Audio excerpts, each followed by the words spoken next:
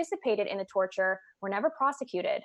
John did serve 2 years in prison and was released in 2015. He is now a columnist and author and is an advocate for whistleblower rights, prison reform, and transparency in the government. John, thank you so much for coming on. How are you doing? Doing well, thanks. Thanks for having me. Absolutely. So we do know we have some breaking news kind of involving Jeremy Hammond, and he is now being called to testify before a grand jury investigating WikiLeaks. And I do want you to kind of weigh in with your thoughts in on this, because this is obviously very problematic. So if you could please go ahead and just address the potential complications that this adds to the case and your concerns.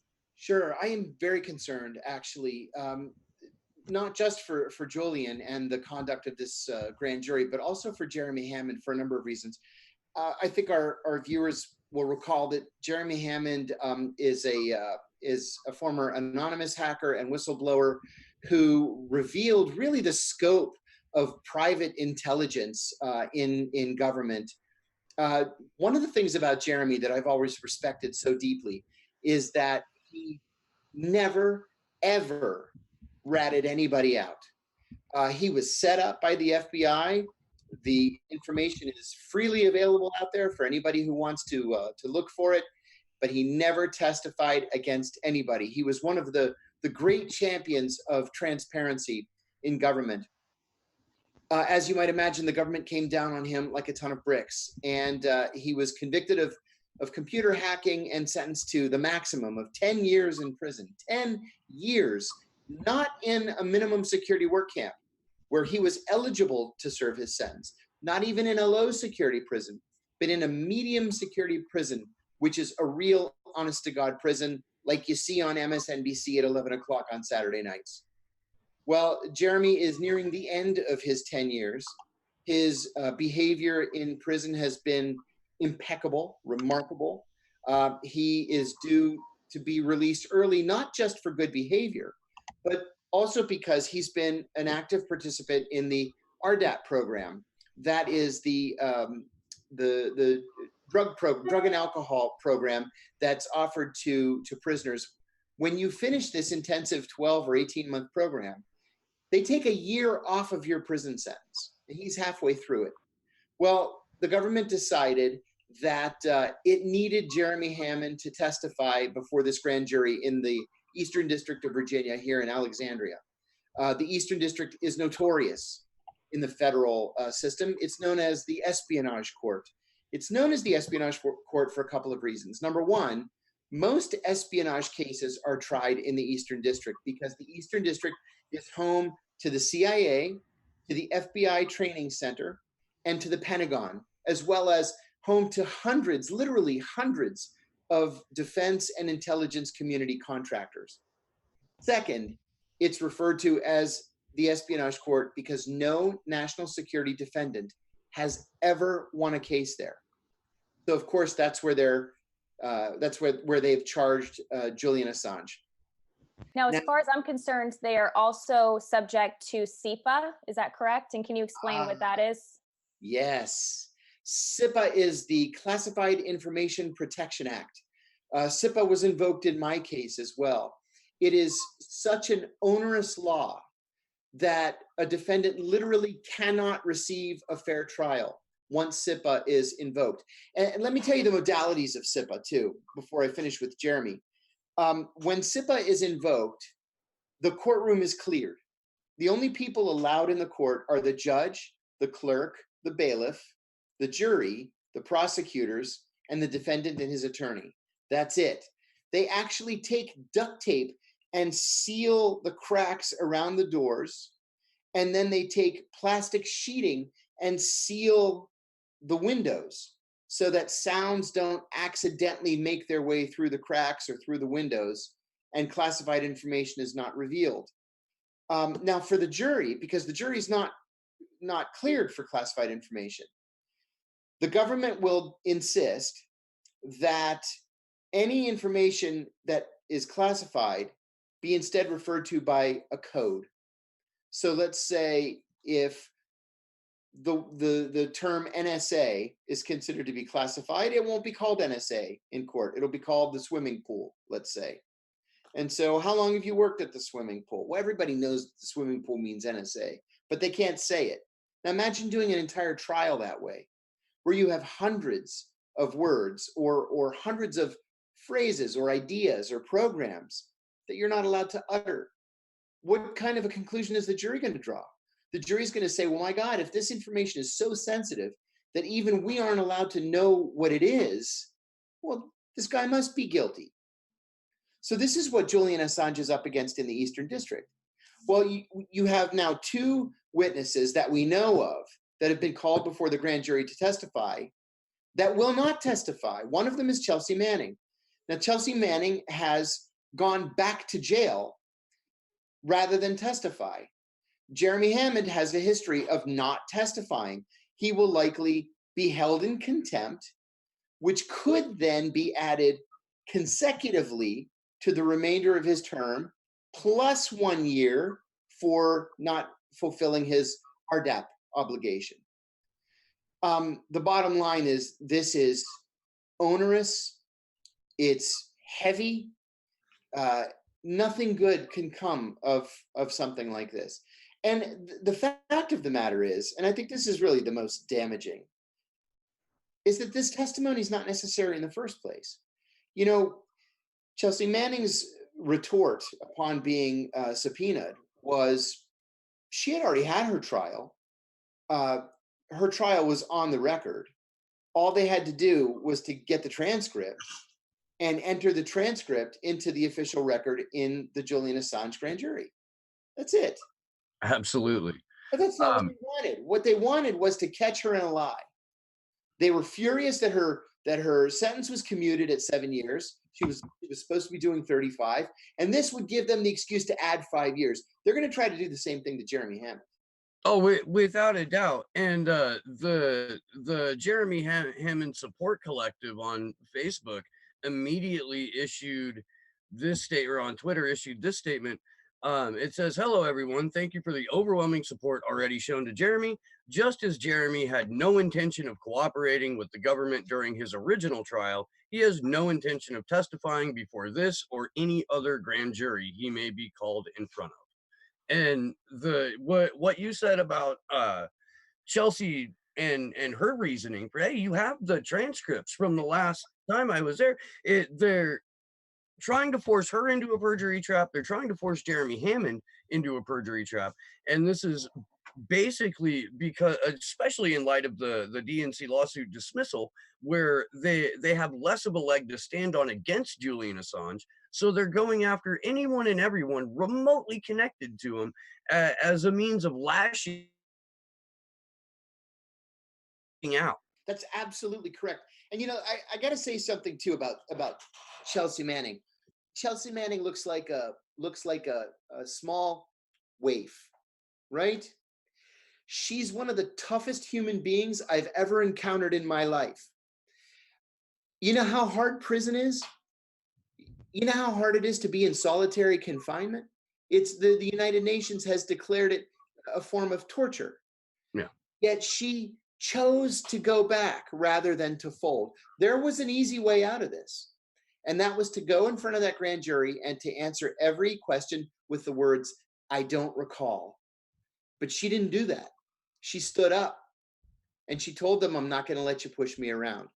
And Jeremy Hammond is doing the same thing. I think that's something to be proud of. It's something to emulate and something to respect. And the thing to note with that too is it ties back into the whole original theme of the cypherpunk books, which is you can't use force to solve the math problem of encryption. Because a lot of this probably has to do with the fact that they don't have all of this information. So they're not able to get it without having these people actually testify or put themselves into perjury traps to then have to almost lie their way out of that situation to regain some freedom. So it's the simple fact that they don't have all of the information they need to do this prosecution, and that's why they're trying so hard to get other people involved. I think you're probably right. In most cases, the government just can't make a case without having the leverage to squeeze other witnesses. They just don't have all of the information there. And then, you have this idea hanging over them that it's not even an idea. I think it's a fact that Julian Assange is a journalist. who is practicing journalism. He's been awarded journalism awards. And so it's a slippery slope right over the First Amendment if you're going to try to take down a working journalist.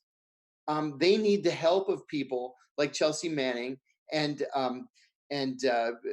Jeremy Hammond to try to prove that Julian Assange is not a journalist. And they're not going to get it from those two.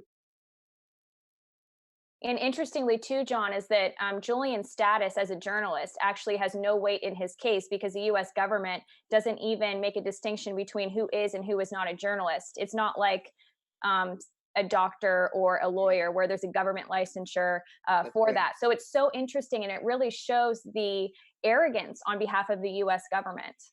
And it shows the cowardice on behalf of the major news networks and major news print outlets as well. You're absolutely right. The Supreme Court has never ruled on who's a journalist and who's not a journalist.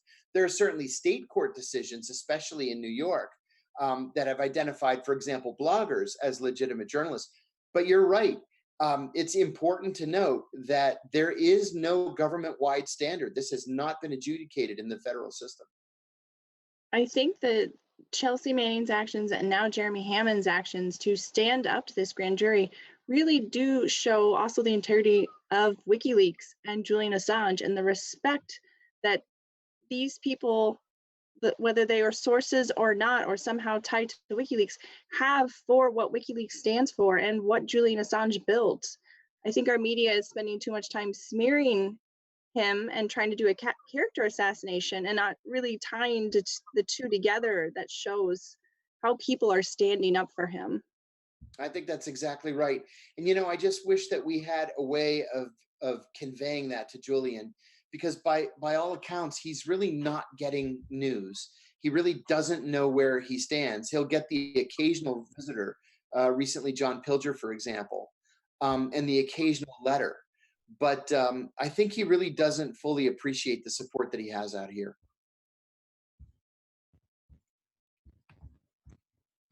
So this is sort of, I don't know if you could maybe answer this, but I think this will be just very telling. And I kind of think I know what your answer may be, but what is your perspective on the CIA in general? And do you think that they are, or it is a force for good or bad?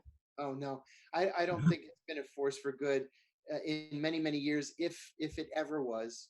You know, I'm on the record on this.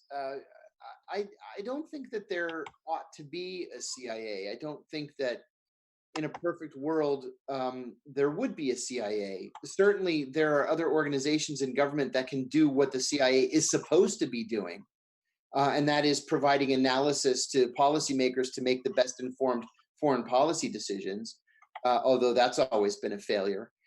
But certainly the State Department can do the analysis, and the Defense Department can do the collection, and NSA can do the technical stuff. There doesn't need to be a CIA. There was a brief period, and this may sound a little naive, but I actually believe it. There was a brief period during the Clinton administration where there was a presidential directive to respect human rights. I was at the CIA at the time. I had been there for several years. And the CIA went through something called a cull, C-U-L-L, where the White House said, if there are any sources, that recruited sources on the CIA payroll who have human rights problems in their backgrounds, they have to be fired. With that, we won't work with people who have human rights abuses in their pasts. And easily a third of the CIA sources were fired. They were let go. And I remember not believing it at the time, and then realizing later that no, this was actually serious, and the Clinton people were serious about human rights. And it was applauded by Jimmy Carter at the time. Then September 11th happened, and everything went right out the window. You know, in my mind, September 11th happened, day before yesterday. It's amazing to me to think that 18 years have passed next week. And so, you know, you have to come to the conclusion that we're never going to have our September 10th country back. Never. It's changed for the worse. It's never going back. And that's something I think we ought to all be ashamed of. Certainly not within the duopoly that we have No way. operating as ostensibly the public relations firm for an oligarchy. No, no, we don't. We're not going to unring that bell. You know, I challenged a Democratic member of the Senate Intelligence Committee about 2 years ago. I ran into him. I ran into him in the green room at Fox News, and I said, "Hey, Senator, thanks for all your help." Right? Sarcasm. He was very defensive, and he said, "Look, it takes all of my energy just to not lose my security clearance." Okay. Well, that's exactly what the problem is. Yeah. Because instead of being the oversight committees, which is what they're supposed to be, right? This is the Senate Select Committee on Intelligence and the House Permanent Select Committee on Intelligence. They're not oversight committees, they're cheerleading committees. And it doesn't matter who the chairman is and whether the chairman is a Democrat or a Republican. I look at it this way. When we started this torture program in the first place, it was Democrats heading those two committees. When we approved budgets for a secret prison system or for international kidnapping operations called renditions, it was Democrats running those committees. There's a reason why instead of the titles chairman and ranking member, those committees use the terms chairman and vice chairman. And it's because they're the same. There's no ideological difference between them. As a fascinating point, it's something that's so often overlooked, especially when there's an election season and so many different distractions that can be thrown at us. And I think that it bears repeating often, and I'm glad you challenged a sitting member of Congress. I think more people should do that, either through phone calls or emails, or if you happen to run into but it underscores the need for a free press when people are walking around thinking that there's an ideological or fundamental difference between the R's and D's on that Senate Intel Committee. And there isn't.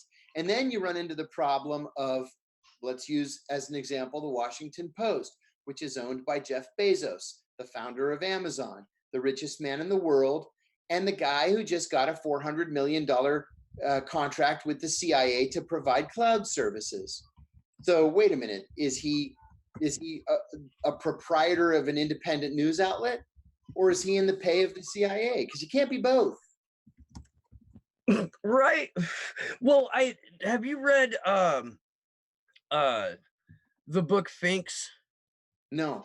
It's the history of CIA influence and intelligence agency influence and journalism from like Project Chaos on.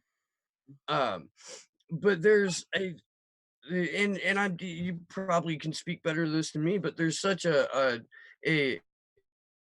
collegial relationship between influencers in the media and influencers in the intelligence community, when it should be the job of journalists to never be at the same dinner party as these guys, for one, but to shine a light on what they're doing, not share a drink or go on a retreat together.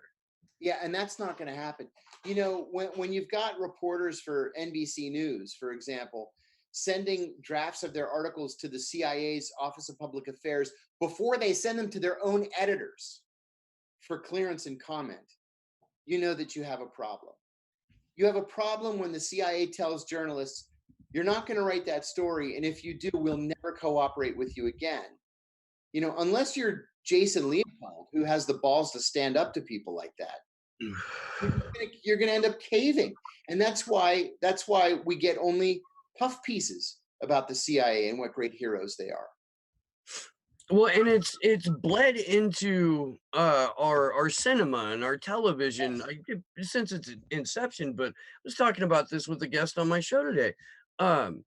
The military or intelligence community influence in terms of like how movies are scripted, and it's not three guys sitting around going, "Oh no, you got to change the shot of that Abrams tank because there's some specs back there that we don't want to get out."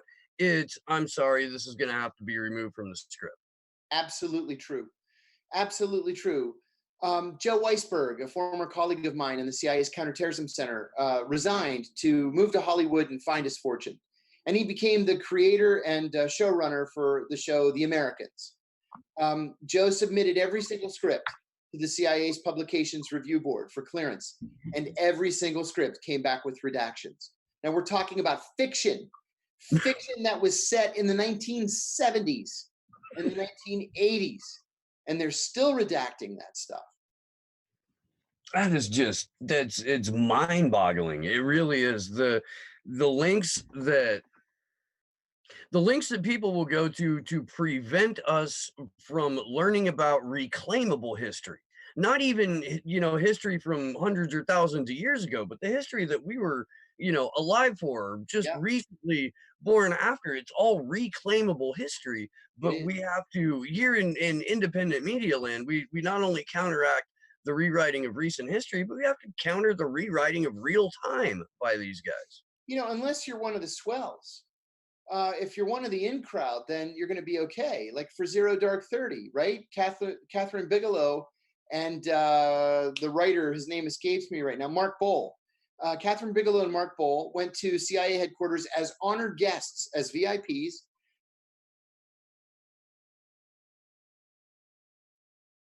They were given a Bin Laden compound.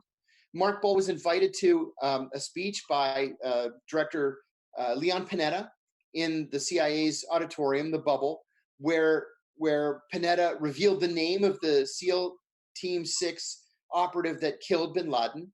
Multiple crimes were committed, right?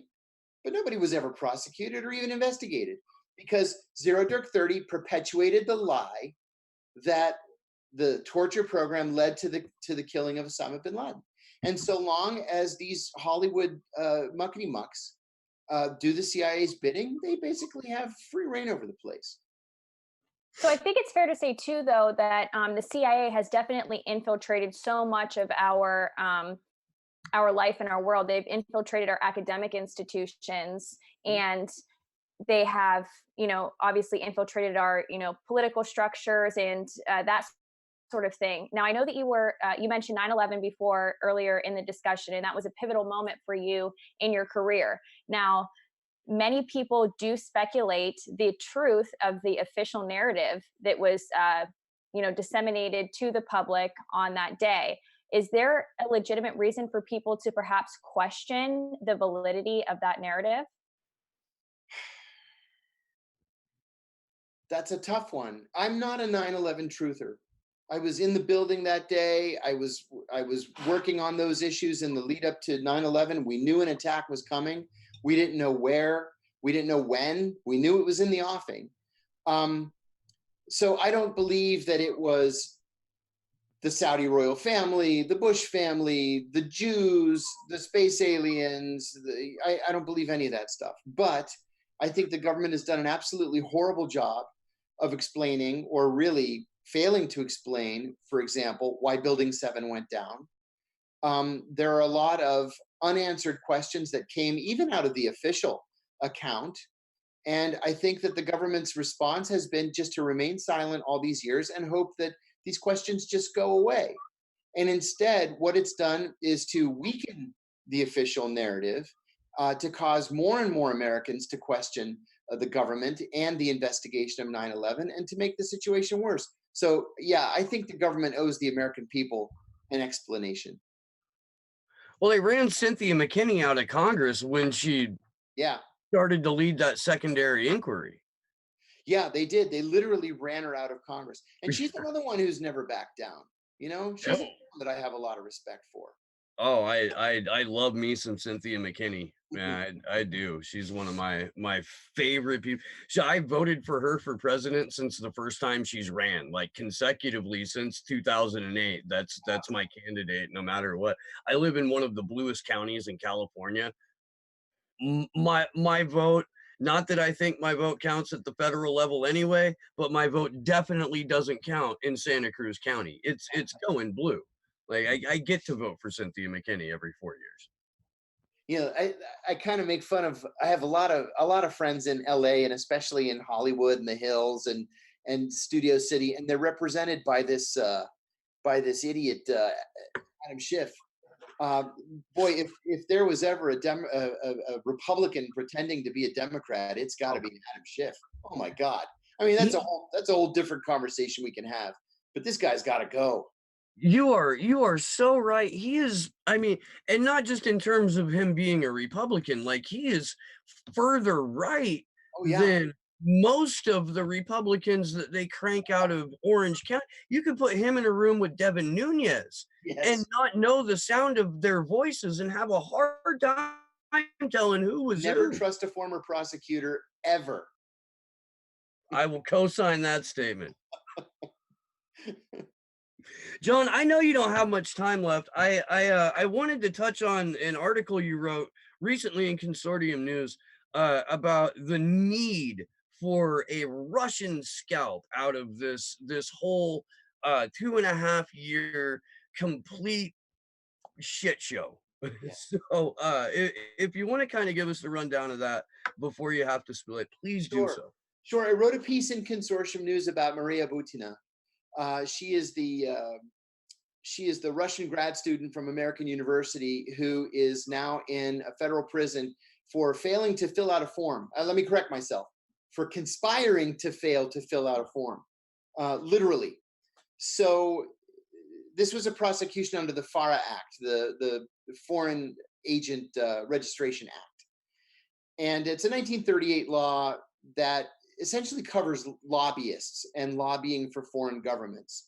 If you take money to act in Washington on behalf of a foreign government, you have to go to the FARA website and fill it out. It takes 5 minutes. You put your name, you put the name of the country that you're representing and how much money they're paying you. And I use as an example myself in this article. 11 years ago, the government of Abu Dhabi gave me a few $1,000s to write 4 op-eds in support of doing business in Abu Dhabi. I filled out the form. I said the Abu Dhabi Chamber of Commerce gave me $2,000 to write these articles. I wrote them. I was done. So that's all you do is you fill out a form.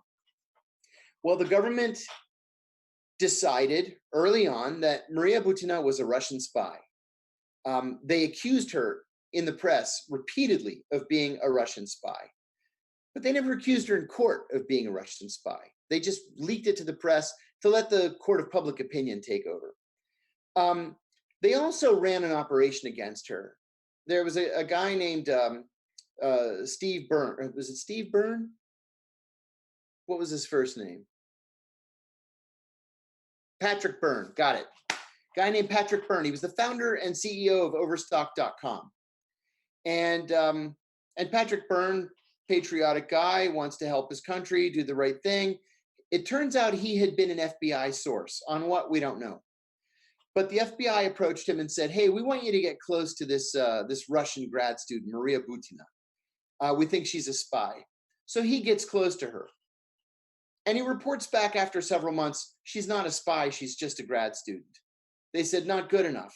We need evidence that she's a spy. We want you to have sex with her. So he goes back, reestablishes this relationship. It becomes romantic. He has sex with her at the direction of the FBI. And then goes back and says, she's really not a spy, she's just a grad student. Well, that didn't fit their narrative. And then he felt guilty for what he did. Later on, he went public. When I say later on, I mean 2 weeks ago. He went public. But what they did in the meantime to ruin her was they leaked to the press that she had been trading sex for access to they tried to pin like Mitch McConnell and a bunch of other people to her, like, oh, was she having an affair with this guy? She happened to be in the same ballroom with Mitch McConnell and 2,500 other people at some reception at some point. And so all this nonsense that they leaked about her was either made up or embellished to make it look like she was some kind of an espionage mastermind. Again, she wasn't. And when push came to shove, not only did they have to withdraw the accusation that she had traded sex for access, the sex was with Byrne, and it was at the FBI's insistence. It wasn't her trading it. They apologized for that. But they never charged her with any crimes related to espionage or to spying. They didn't even charge her for not registering. They charged her with conspiring to not register. Now, the federal guidelines for this so-called crime are 0 to 6 months in prison. First-time offenders get the 0. She got triple the maximum. They gave her 18 months in a women's prison. Just to make an example, just to have a scalp. I say this all the time. Remember, this is how these morons get promoted, right? You don't get promoted by bringing charges against somebody and then losing. And so they made her an example. That's just, and you close that article with a quote that about your own case. And you've told this story on my show before, but for the people that are watching, you got told by your defense attorney, your problem is you think this is about justice. It's not about justice. It's about mitigating damage. Yeah. I was charged with 5 felonies. I was facing 45 years in prison. I hadn't committed espionage, and they knew it, but I was charged with 3 counts of espionage. So they offered me 30-month deal. I do 23, or I could roll the dice, knowing that the federal government wins 98.2% of its cases, according to ProPublica. Do I roll those dice? I had 5 kids, you know, and at the end of the day, when it was time to fish or cut bait, you know, best and final offer, I actually turned it down. And I said, once I get before a jury, they're going to realize how ridiculous this is, and I'm going to be acquitted. And that's when my attorney told me, you know what your problem is? You think this is about justice, and it's not about justice. It's about mitigating damage. And See, the espionage, I'm sorry, the espionage charges, I know they were eventually dropped, correct? That makes no sense to me, because you essentially were giving information to a media entity, not a foreign government. And as far as I'm concerned, with espionage, you have to actually leak the information to an adversarial government. That's what my attorneys argued as well. And my judge set a precedent in my case by saying that the Espionage Act should be read more broadly, that a person should be guilty of espionage if he or she provides national defense information to any person not entitled to receive it. Never mind the fact that it is illegal in this country to classify a crime. You are not allowed to classify information for the purpose of covering up a crime or preventing embarrassment, and torture was a crime. John Kiriakou, any last thoughts, statements that you want to make before you do head out? Anything you want to say about Julian Assange? Yeah, I do. Thank you. You know, we've got to keep in the very front of our minds that this is all about Julian Assange. Julian is in for the fight of his life. We thought that the last 7 years were difficult, being holed up in that embassy where he got no exposure to direct sunlight, no decent food, no decent medical care. It's worse now. So we've got to pull together. We have to remain firm and tough and united, and we have to watch out for him because there's nobody else to do it. John, thank you so much for coming on, and you are welcome back at any time. We really appreciate your time. Thank you so much. It's a pleasure. Good to see all of you. Good to see you too. Thank you. Thank you. So now we are going to Andrew's going to take over, and he's kind of going to discuss some of the important dates that are coming up. We mentioned them on a couple vigils ago. You know, WikiLeaks' 13th birthday or anniversary is coming up, and then there's also some really cool events that are going to be held across the world. So Andrew, why don't you, you know, get everybody updated on all of that? Yeah. So the things that I wanted to talk about are the big protest dates coming up. There's scheduled climate action from September 20th all the way through September 23rd. And it kind of peaks out in September 23rd with what's called Strike DC or Shutdown DC. And the goal is to raise awareness about the impending terrors of climate change that are coming, essentially. But I think it's a great chance to build bridges in the activist community because it is designed to be such a big event that stepping in to have multiple different groups there representing multiple large-scale ideas, I think would be awesome. So if you can make it to DC to join that climate strike, I think that would be great. But if not, use that weekend from the 20th to the 23rd as a time for you to hold personal protests, for you to go out and inform your community, whether it's on the climate, whether it's on Julian and Chelsea and Jeremy, what have you. use that weekend as a big chance to actually go out and start engaging in your community, whether it's putting up signs, passing out flyers, going to community events, and just having conversation.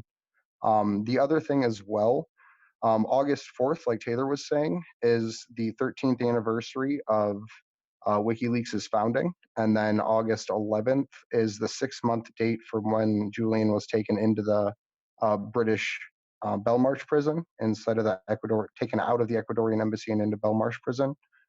So that week is designed to be a week of protest and a week of action. I don't have specifics yet, but there are going to be some other big events going on with Consortium News, and we may be able to be a part of that as well. So that's something big to look out for. Is that week is something that's really supposed to be a big, big protest date. But that's all I have for that. And of course, we will tweet out the information as it approaches and give some people ideas on exactly what they can do. But to switch gears a little bit, we do have our second guest of the night joining us. And Krish Mohan is now with us, and he is a comedian, a writer, and creator and host of the weekly video series Forkful of Noodles. So Krish, thank you so much for coming on. How are you doing? Good. Thank you guys for having me. Can you guys hear me okay? I don't know if that's coming through or not. If not, I might have to switch. Yeah, no, we can hear you. You're good. Okay, cool. Everybody gave you a thumbs up. Cool. And Awesome. I always get nervous whenever it's like, oh, is there technical problems? I hope not. That's why I always double check with audio stuff. But yeah, thank you guys for having me. Right on. I ran into you for the first time last November in Santa Cruz. I was coming in to interview Lee Camp before he went on and did his set at the Kawumba, and you opened for him and you killed it. And I was like, yeah, you gotta, eventually follow up with this guy, catch up with this guy. And then we were on the Epic Day for Epic live stream for net neutrality. Yeah. And then we started doing the Vigil series, and I remembered that you were, at least your comedy was a little bit more like activist in nature. So I thought it would be cool to have you on the show, and I'm glad that you're here. I really am. It turns out you had a series of videos on your channel that were about Julian Assange and about WikiLeaks, and like right before I invited you on, so it was kind of serendipitous. And I'm glad that it worked out. Yeah, I always have a tendency of doing that where I feel like I wait like a couple weeks to talk about like a big issue, especially something like Julian Assange, because all this stuff started back in April, and like I didn't want to immediately comment on it because I knew what was happening was like when he was essentially dragged out of the Ecuadorian embassy, and that's kind of what it was. It wasn't like they went in and kind of had like a polite conversation with him, and they were like, "Hey, can you get out of here?" Because it seems like the president of Ecuador is kind of crazy. But they like dragged him out, and when that happened in April, I was like, there seems to be a lot of terrible things that happened to lead up to this. So I wanted to like wait till that whole story came out, and like the more you kind of dig into this sort of stuff, the crazier the story gets. Where like Lenin Moreno just never liked the guy, and was essentially the research that I found just through a little bit of Ecuador's history was that Lenin Moreno was Rafael Correa's second in command. Like he was supposed to carry the mantle, but he completely betrayed him. And Rafael Correa is not particularly an awesome dude either, right? Like the reason why he even gave Julian Assange asylum at the embassy was because he was losing favor with the Ecuadorian left because he kept trying to drill on indigenous land, and then he made it illegal to protest the government. So he was basically losing ground with the Ecuadorian left. So if he gave Julian Assange asylum and the embassy, it kind of made him this chance. Not have kidnapped the opposition party's daughter. It's they haven't really proved it, which is like, hey, if you're trying to like be cool with people, maybe kidnapping is not like a great idea. Like maybe take that off the docket. So he was in Belgium, and Lenin Moreno basically like you leveraged it as a way to be pro Ecuador and say if he kicks out Julian Assange, he's being pro Ecuador, that he is giving the voice back to the people of Ecuador, because Rafael Correa essentially did give this guy asylum without the consent of the people of Ecuador. And then Moreno just like he limited his visitors, shut off his internet, and just did like everything that he could to make Julian Assange's life 10 times harder than it already was. Well, it was essentially siege yeah, tactics are what was employed against Julian Assange in that embassy. And if they couldn't, drive him out by isolating him or driving him out by somnambulantly torturing him, then yes, they would drag him out in broad daylight with a handful of cameras there, but certainly not nearly enough for the right reasons. yeah, and no one really wants to talk about what the right reasons would have been, and no one really wants to you don't hear this sort of stuff in corporate media, right? Like CNN and MSNBC, and definitely not Fox News. None of those networks are going to talk about what the right reason for why Julian Assange should not be in the Ecuadorian embassy, if there is a right reason at all, or have a discussion about what Julian Assange actually revealed and why or why not it is the right thing to do, that WikiLeaks revealed things like what the CIA was doing with Vault 7, releasing American war crimes. Is that the right thing to do? That's a discussion you can have. It's just they kind of paint the picture of this guy's not a publisher, he's a hacker. He's a bad person. You can't have a beer with him, which is always a bizarre metric of like whether somebody is a good person or not, is like whether you can have a beer with them.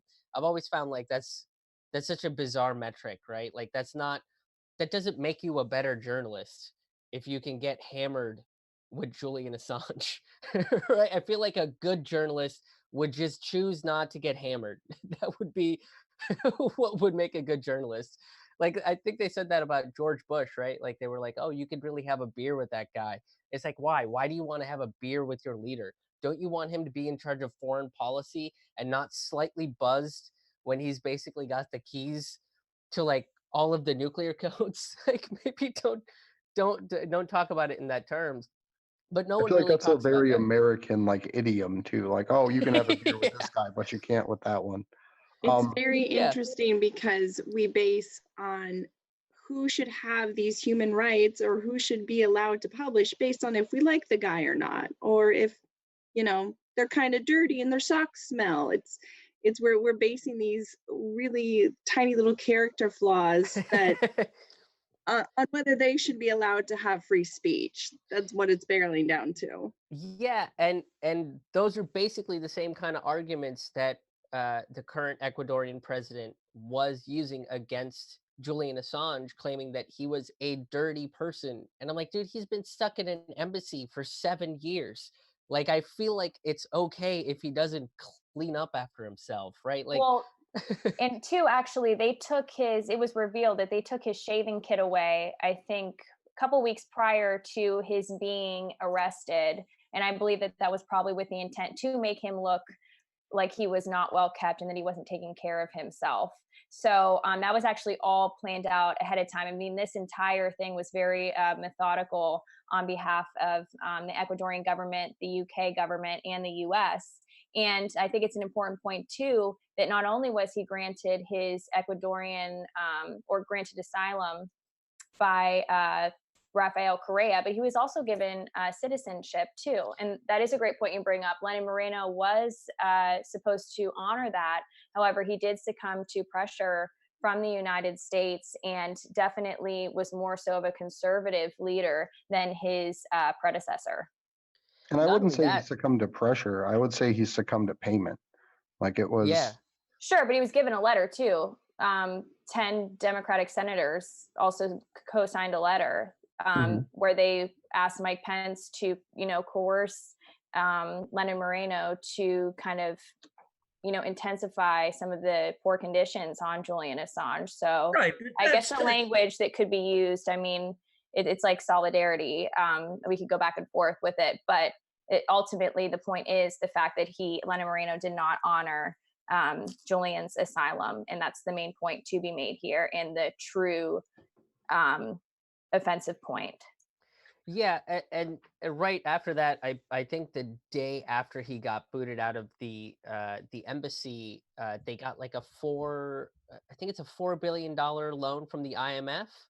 Like that got approved, and I believe that was specifically to re-centralize the Ecuadorian bank, which was all broken up by Rafael Correa. That was another thing that that Correa did in order to like give a little bit more power back to the Ecuadorian people. I'm not saying Rafael Correa is a perfect person, but yeah, it's one of those things. Is like every little thing seemed like everybody that had a position of power wanted to make this guy look ridiculous and crazy, and throw him out for revealing specifically U.S. war crimes and crimes of the corporate elite.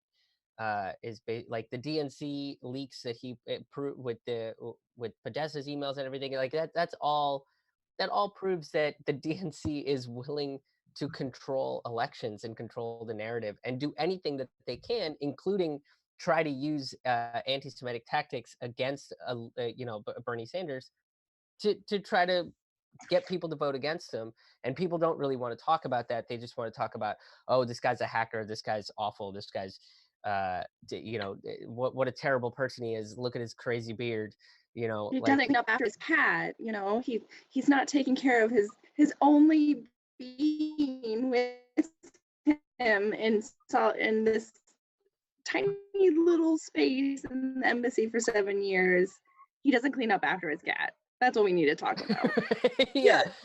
It's well, that's the reason that the narrative coming out of corporate media, mainstream media, is all about how Julian Assange, the person, and aesthetically, and oh, he was rude to me in an elevator once, or fucking like however it plays, whatever they have to say in order to demonize or assassinate his character. Because if you focus on WikiLeaks, the institution, they have a 100% accuracy rate. They're unimpeachable as a source for information, and media can't say that out loud because they are not. Like, I don't know if you've noticed this or not, but regular corporate mainstream media, they retract a lot.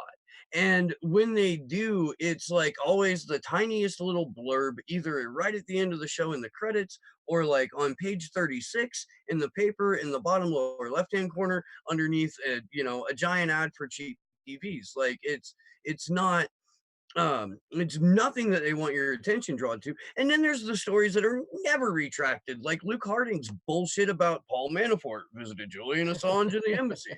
Well, there's 2,600 cameras on the place, and not a single one of them captured Paul Manafort visiting Julian Assange in the embassy because it was fabricated out of whole cloth. Well, there's an obsession with this whole Russiagate thing. He met with this guy that's connected to Russia, and I just had a conversation with somebody after a show about how he was connected to Russia, and I was like, there's no connection to him. And I believe there's also a quote from Julian Assange that said that if I got any sort of like trustworthy sources from Russia that leaked some information from Russia, we would publish it.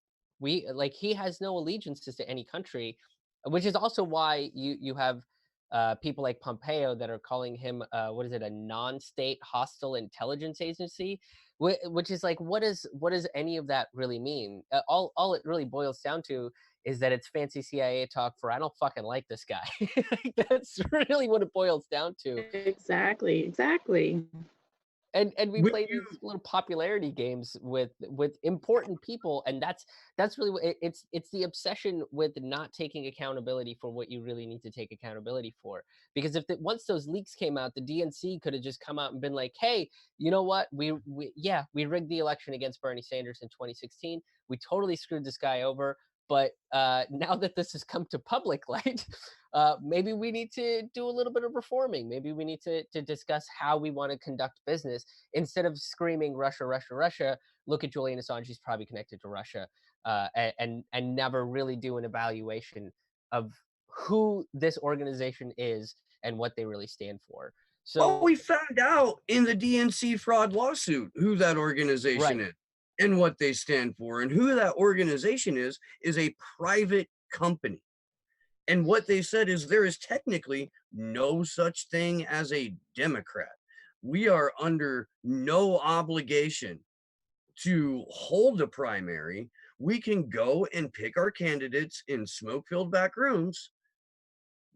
We're not even it's not necessary for us to follow our own bylaws. We are not subject to our own rules. This is our defense in court. We're And not subject to our own. picking candidates in smoke-filled back rooms is damn near the equivalent of just let them eat cake. Like, it's one of those lines that should just reverberate through history as to what humans had to go through in the struggle that they had, because that's literally what it comes down to. Is they're saying, hey, you have this facade of democracy, but we get to pick who you choose. yeah, and it kind of goes back to, like, I don't think that there was a lot. There were certain quotes from the founding fathers, even like Alexander Hamilton had no interest in letting the people have any vestige of power at all, and you kind of see his legacy being not just proven by his by the Broadway musical that no poor person can ever afford to go to, but also in the fact that, like, look at the way we run our elections. You have the party that's supposed to be the party of people, right? Like, you have the Democrats that sit there and claim that they are for these progressive sociopolitical values, but then they, like, fuck over the one candidate that for the last 30 years has been talking about championing for the people, for the working class people. And then same thing with somebody like Tulsi Gabbard, who is not part of the next Democratic debate.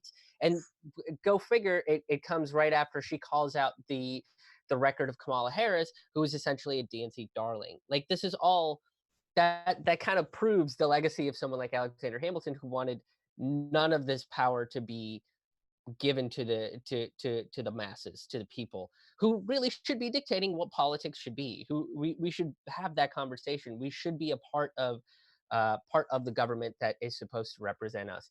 And with organizations like the DNC, I don't think that's really happening at this point. Well, So we're I so do. heavily propagandized. Real quick, just let me make this point, and then we'll go on. We're so heavily propagandized that if you ask most people, don't you think it's crazy that all of these people that are running our country, like, lie 100% of the time and commit war crimes, Yeah. financial crimes, and have a journalist and publisher locked up and being tortured for writing about those crimes? Don't you think that's crazy? And they'll go, oh, well, I mean, what are you going to do?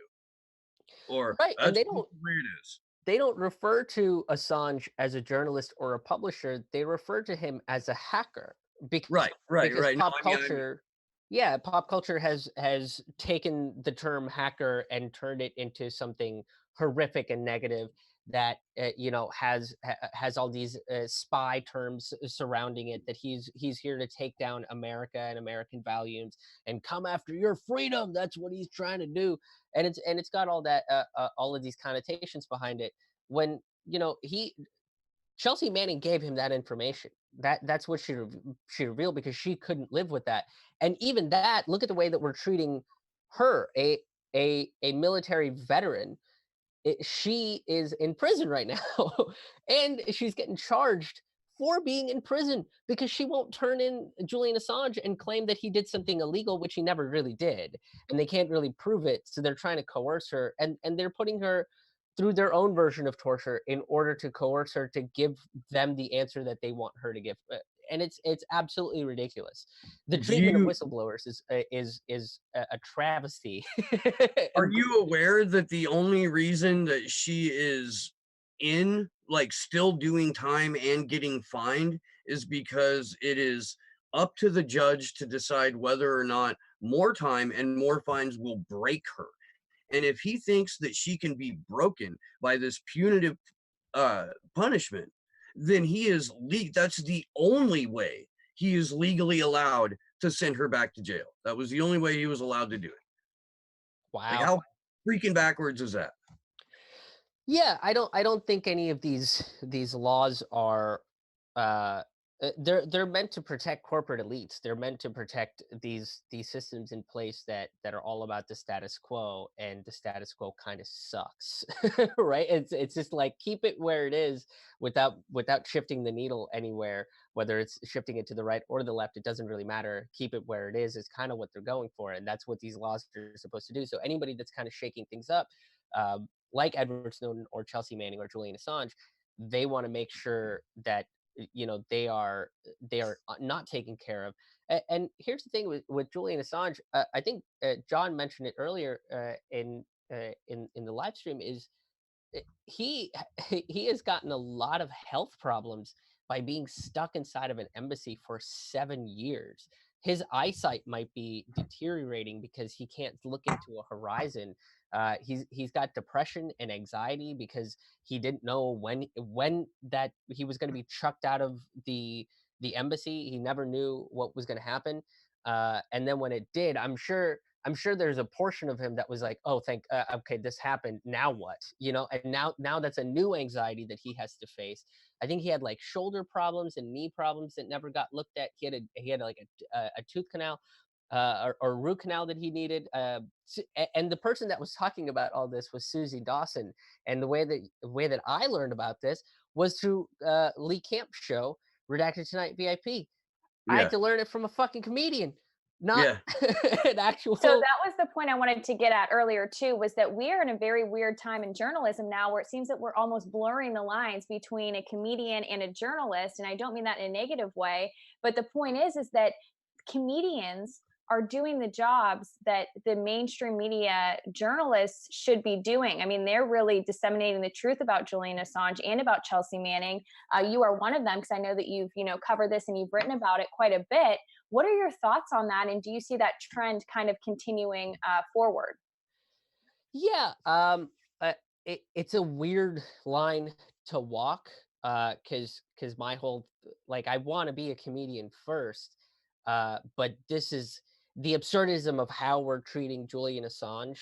That's where the humor lies. It's a very dark place to try to find humor through, but I think that's the point of comedy in and of itself, is to uplift and enrich and enlighten people a little bit more, and to push back against power structures that are not meant for the people. I think comedy is one of those art forms that is specifically meant for working class people, for poor people, because the origin of it is the court jesters were the people that could criticize the king, right? And the reason why they could do that is, oh, they're just a court jester.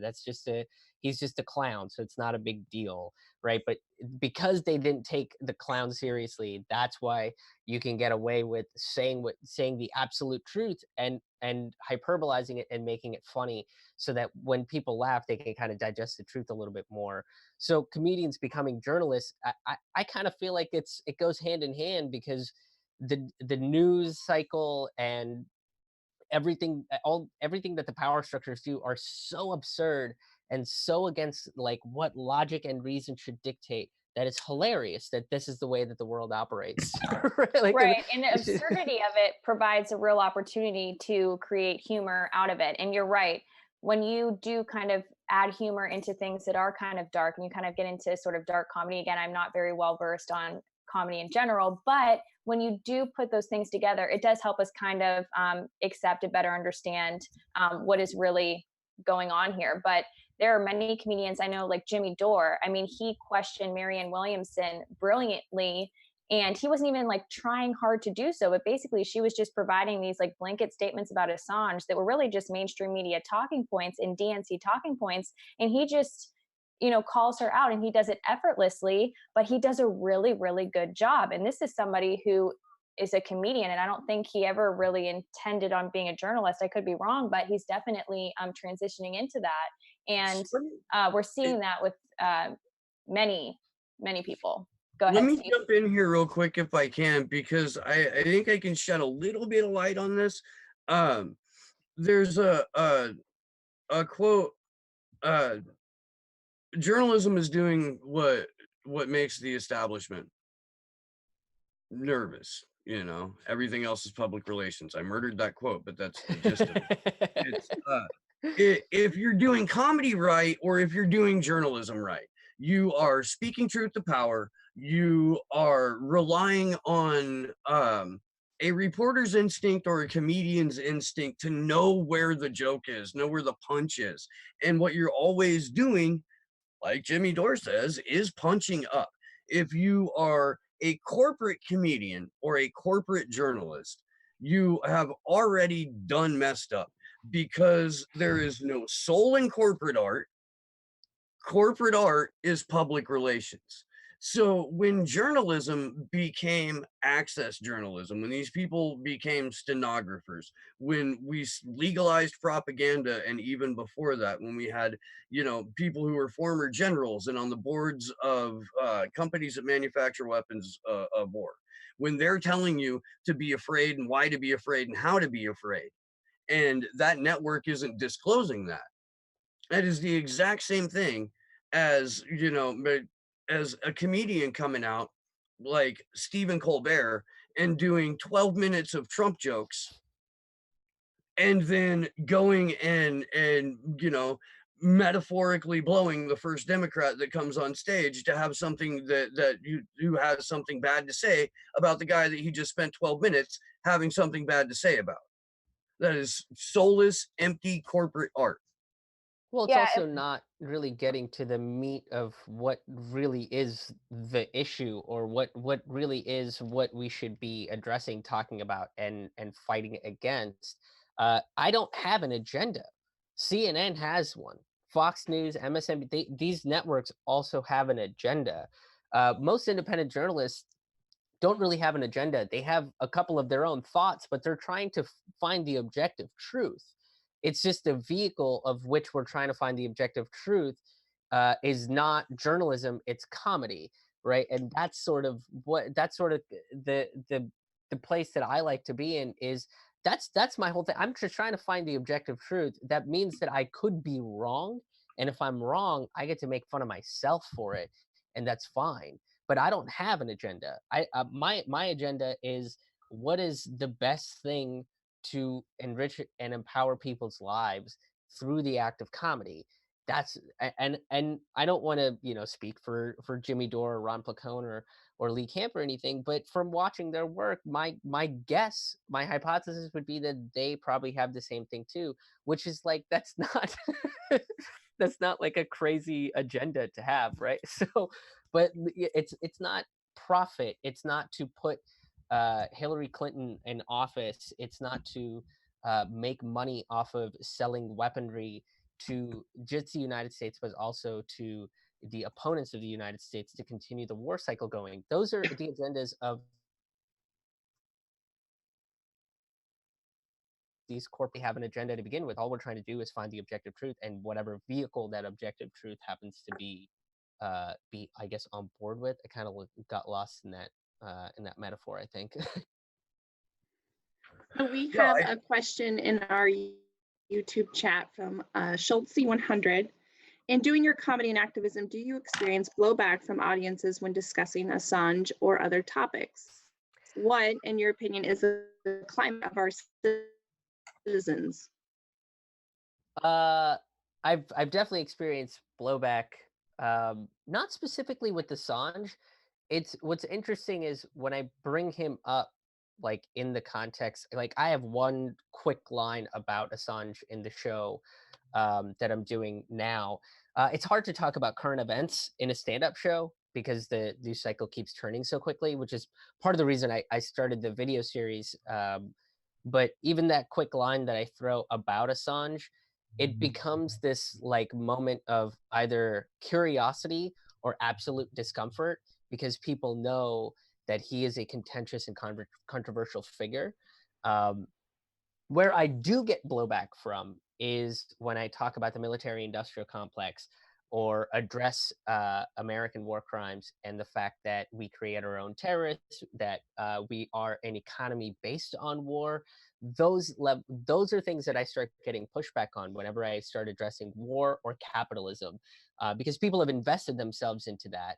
And when you come out and say that you are anti-war, people assume that you're anti-veteran, which to me is ridiculous, because if you're anti-war, you are the most pro-veteran because you want to stop creating veterans and you want to take care of the people that are already veterans.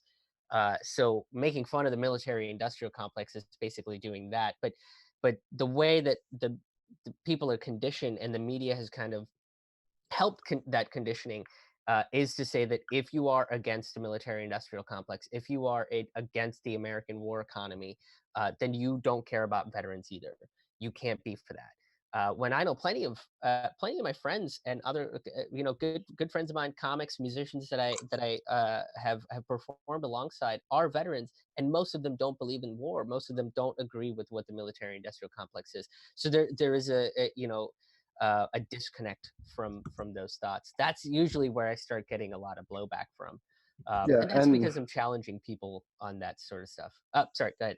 oh, you're fine. I was going to say promoting anti-war voices and making sure that that can be heard is probably one of the most pivotal challenges of our time right now.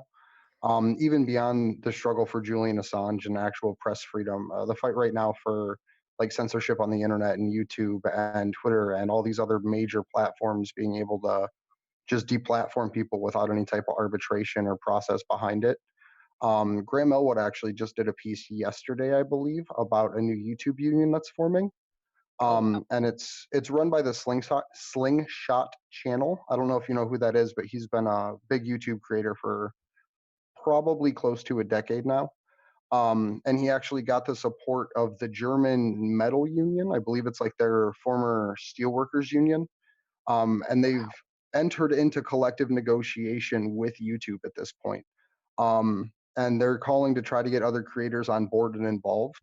So I wanted to let you know about that, and also other people in chat, so that way we can get that word out to other YouTube creators to try to make this like just a pivotal fight in the movement to make sure that creators that rely on monetization can get their content monetized, and that people don't have subscribers removed for no reason, and just all these other things that get put behind there.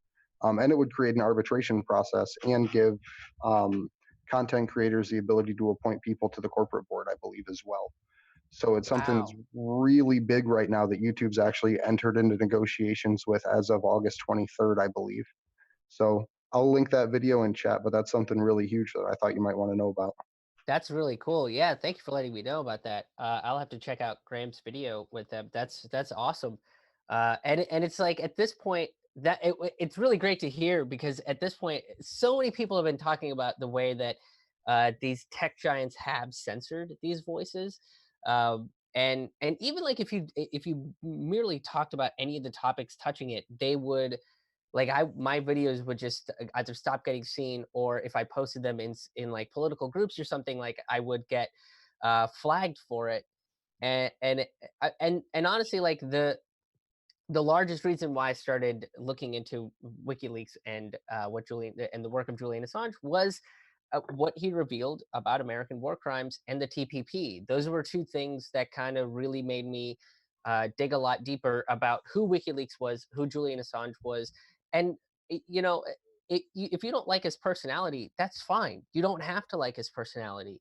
That's not what's important. I think the judge in the UK called him a narcissist that can't look beyond his own thing, which is like, how are you calling this dude a narcissist when he revealed some things against corporate elites, against the American military industrial complex, spent 7 years alone in an embassy, and the last 2 or 3 of those virtually getting psychologically tortured, and he's somehow a narcissist. Like, he's doing this for his own benefit.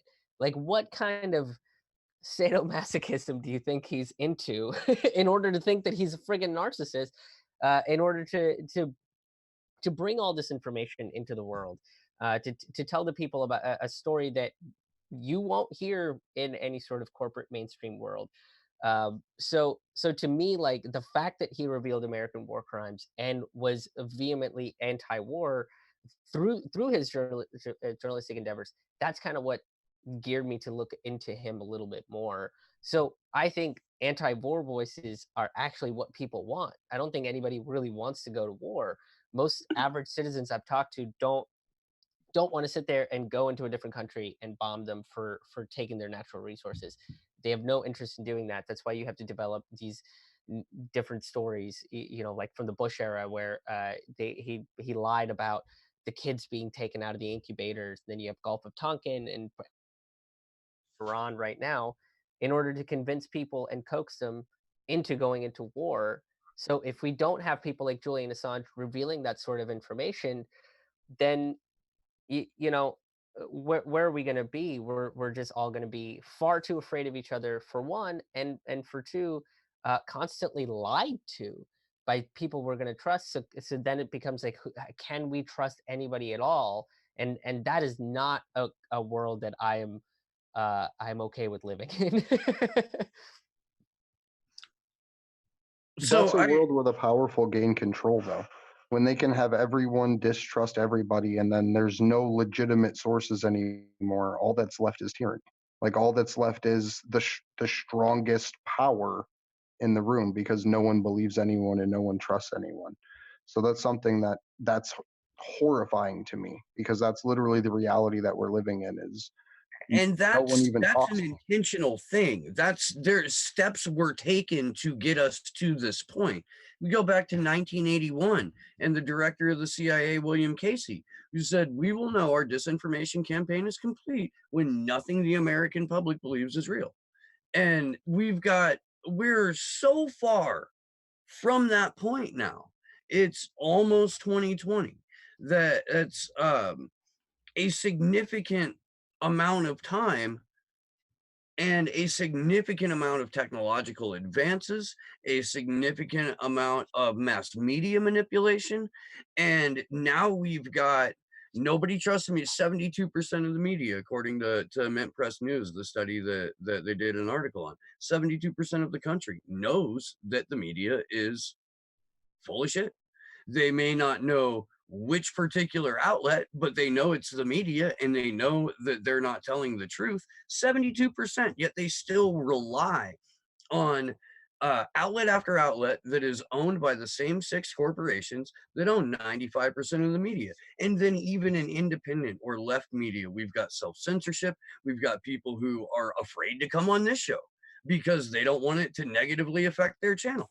We've got people who will slip information about Julian Assange or Chelsea Manning into their content, but they can't put it in their title because demonetization, or there's or they'll lose subscribers. So there's been a trade-off for marginally less censorship in terms of their page or their reach, and that trade-off was not talking about real vital issues and focusing more on like a political horse race, or we've got inane celebrity gossip, or a combination of that, or like, let's talk about Game of Thrones on our political channel for 4 days, like that kind of thing. Yeah, I actually think that, oftentimes, not oftentimes, but sometimes independent media still gets many facts around the Assange case wrong. I've seen many people that are on YouTube that'll still say that he was charged with rape, and even go as far as to say that charges were dropped when there were never any charges. And I think that they actually need to be stronger in favor of Assange. And of course, Steve, you're right. There is things like demonetization, and they try to de-incentivize talking about Julian Assange and issues related to the free press and free speech and Chelsea Manning. But I think that they could actually step up as a whole and do better. And there's no excuse for misreporting on this. You're an independent media for a reason, so you don't have to have that, corporate, establishment, in your face telling you what to say. And that's one of the reasons that I wanted to make or get the Free Assange Vigil started, is to create that space. that maybe these content creators don't regularly talk about it on their show or bring it up as a side note of, hey, Julian did this. But the goal of vigils like this is to create a space where we can have these conversations where we don't have to worry about monetization issues and all that.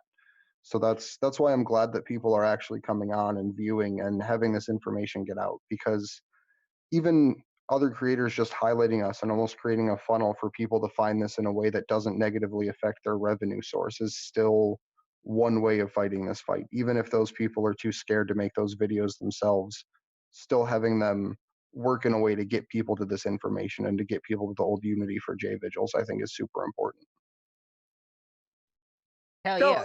I agree. I mean, you know me, man. I wish that there were more people willing to stick their neck out or become activated or realize the implications of the loss of Julian Assange, the loss of a free press, the significant impact this will have not only on the existence of whistleblowers in general, but the greater public's ability to access and process the truth. Yeah, I don't think people have completely realized what it would mean to lose someone that that just kind of delivers the truth the way that it needs to be delivered to a large group of people. The work that WikiLeaks has done, the work that Julian Assange has done, I don't because so much of it is sort of hidden, and not as many people are getting that information. They're not getting exactly uh, what he's doing.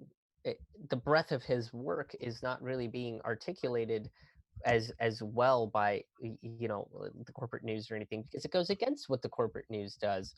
And now we're trying him on the Espionage Act, and everybody kind of wants to, they're like, yeah, okay, that he's got to be a bad guy if we're saying something like espionage.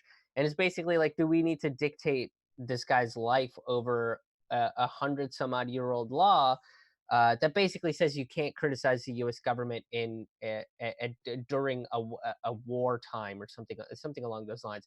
I'm not quoting it exactly because I don't remember what it is. There's a whole big thing that I think Woodrow Wilson said, but basically the gist of it was, if America's at war, you can't criticize the American military in any way, shape, or form. Which at this point is, when are we not at war? I mean, we are waging 7 continuous wars and tried to get into 2 more, like over the last couple months. So it's like we're never not at war. So we can't criticize the fact that we probably don't need to be at war because we're already at war. It's this nonsensical cycle that they create, and that. But if we don't have people like Julian Assange, or whistleblowers like John Kiriakou, who was just on the show, or Edward Snowden, or Chelsea Manning, then none of this information gets out there, and the public is none the wiser about what their government is doing. And if we're going to argue, oh, it's confidential information, and like, oh, maybe the government didn't want people to know that, well, why is there pieces of information that the government doesn't want us to know? What are they doing that's so shameful and so terrible that it all needs to be done in the dark? That should be a question that you should be asking too. That should be a conversation that we need to be having in our society at that point as well. I mean, depending on what leaks you read, that question actually gets answered. And the one that I would Right. point to the most is, I tweeted it out on my account and retweeted on the Action account today, or it may have been last night, but the Gulf of Aden email. The very bottom of it, the last paragraph in there, talks about how Julian Assange literally had the red notice issued by Interpol simply because of the information he was in possession of could cause mass civil unrest.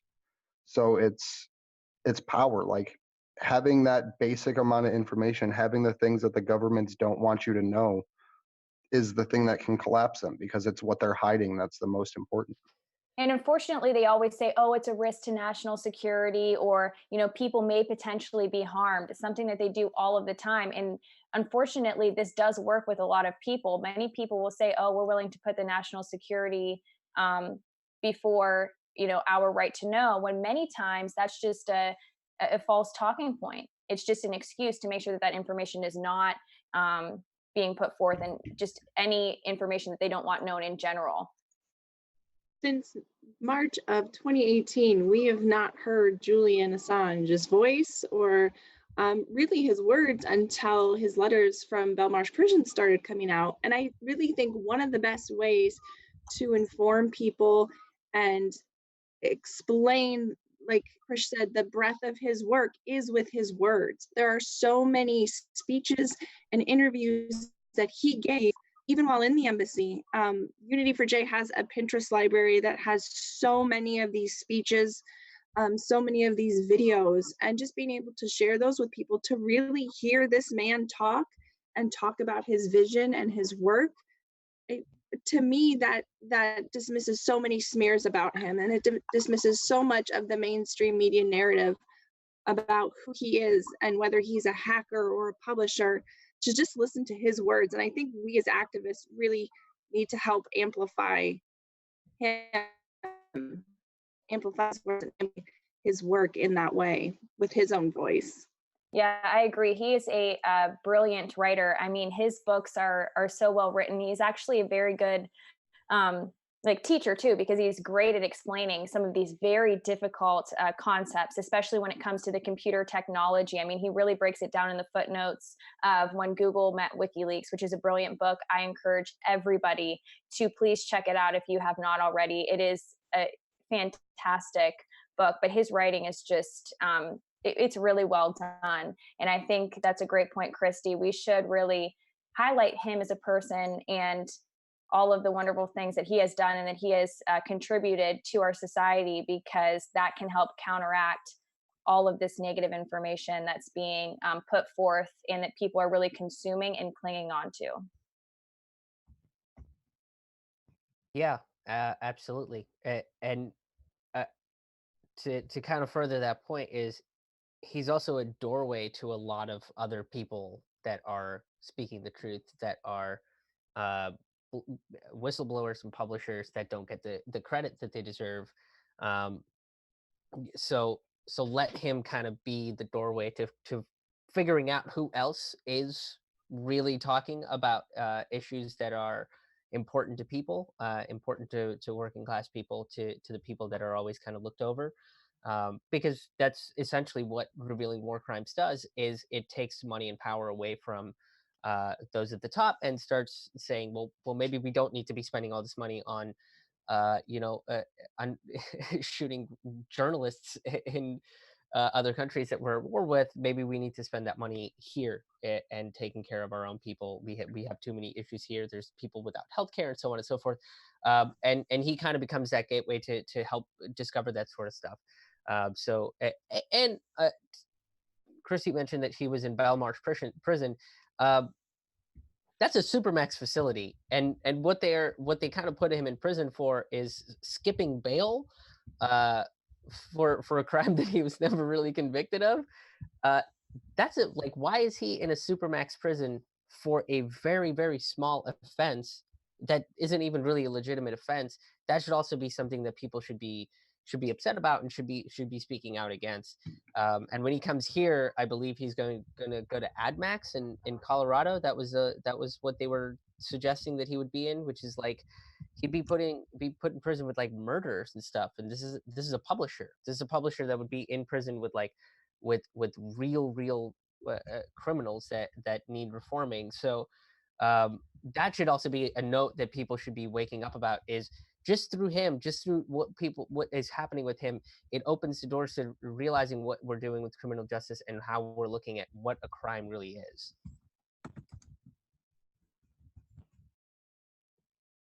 Yeah, it's sorry, I was muted. It's punishment by process. It's saying that it doesn't matter if you're right or wrong. It's that we have the power over you. And that's ultimately what it comes down to. It's trying to stop another Julian Assange from being created.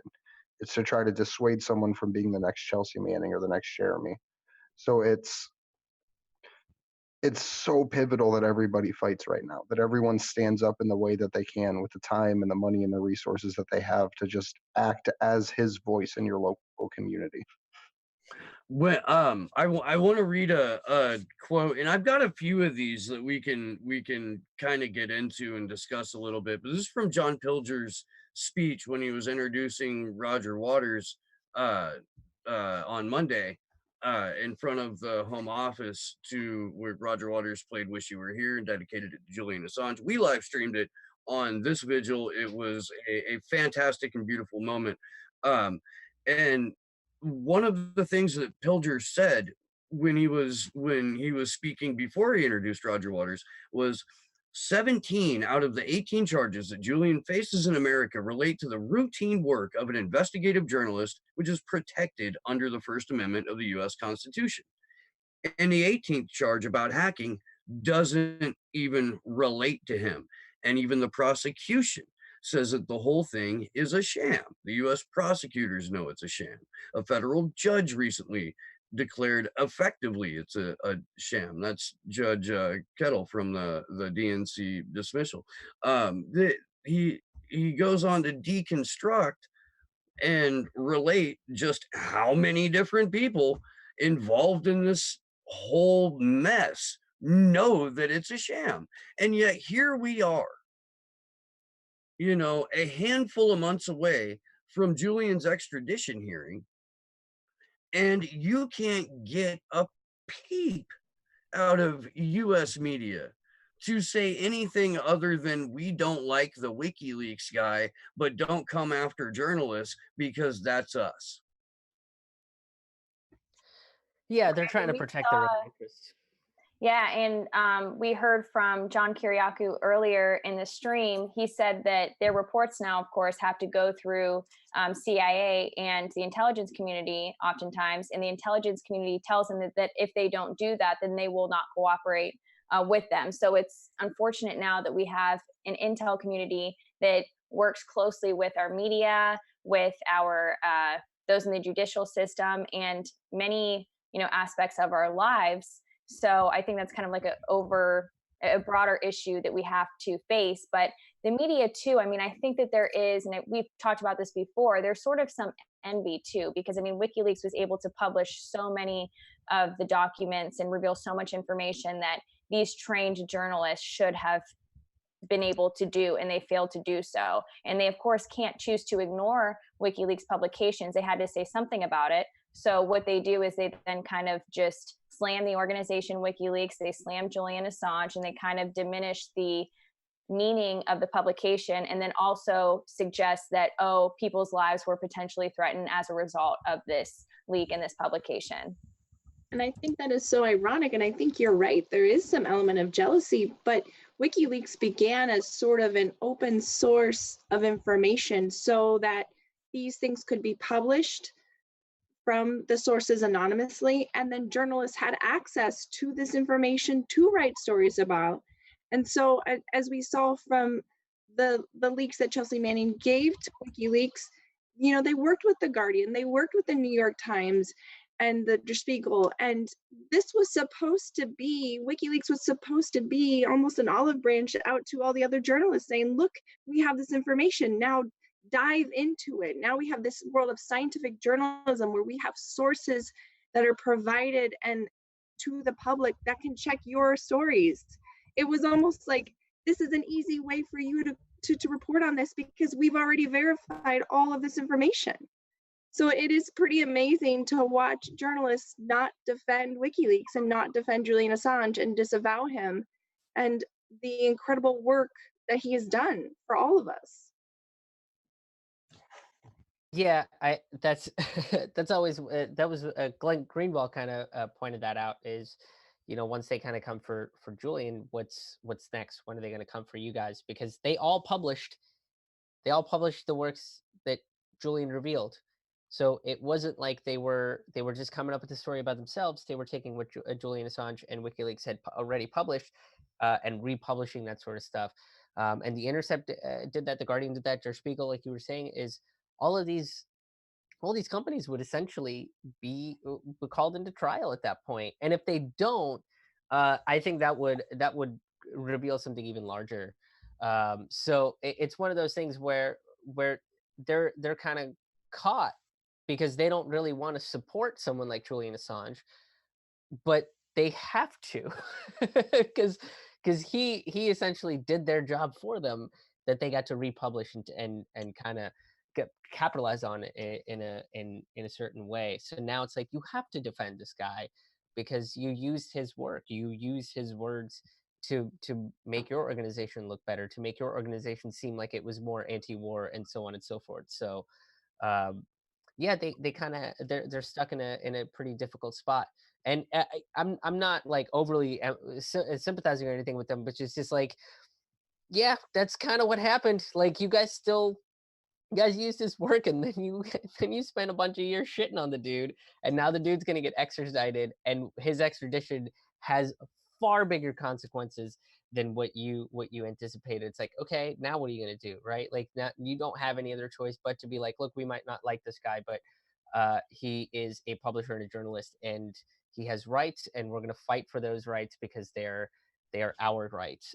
And organizations like the Guardian and Der Spiegel and the New York Times, things like that, have to come out and say something like that, or else they're going to jeopardize themselves and jeopardize the entire industry itself. Well, that's kind of almost the point, because what Yeah. it'll do is it'll give the government undue power over those people.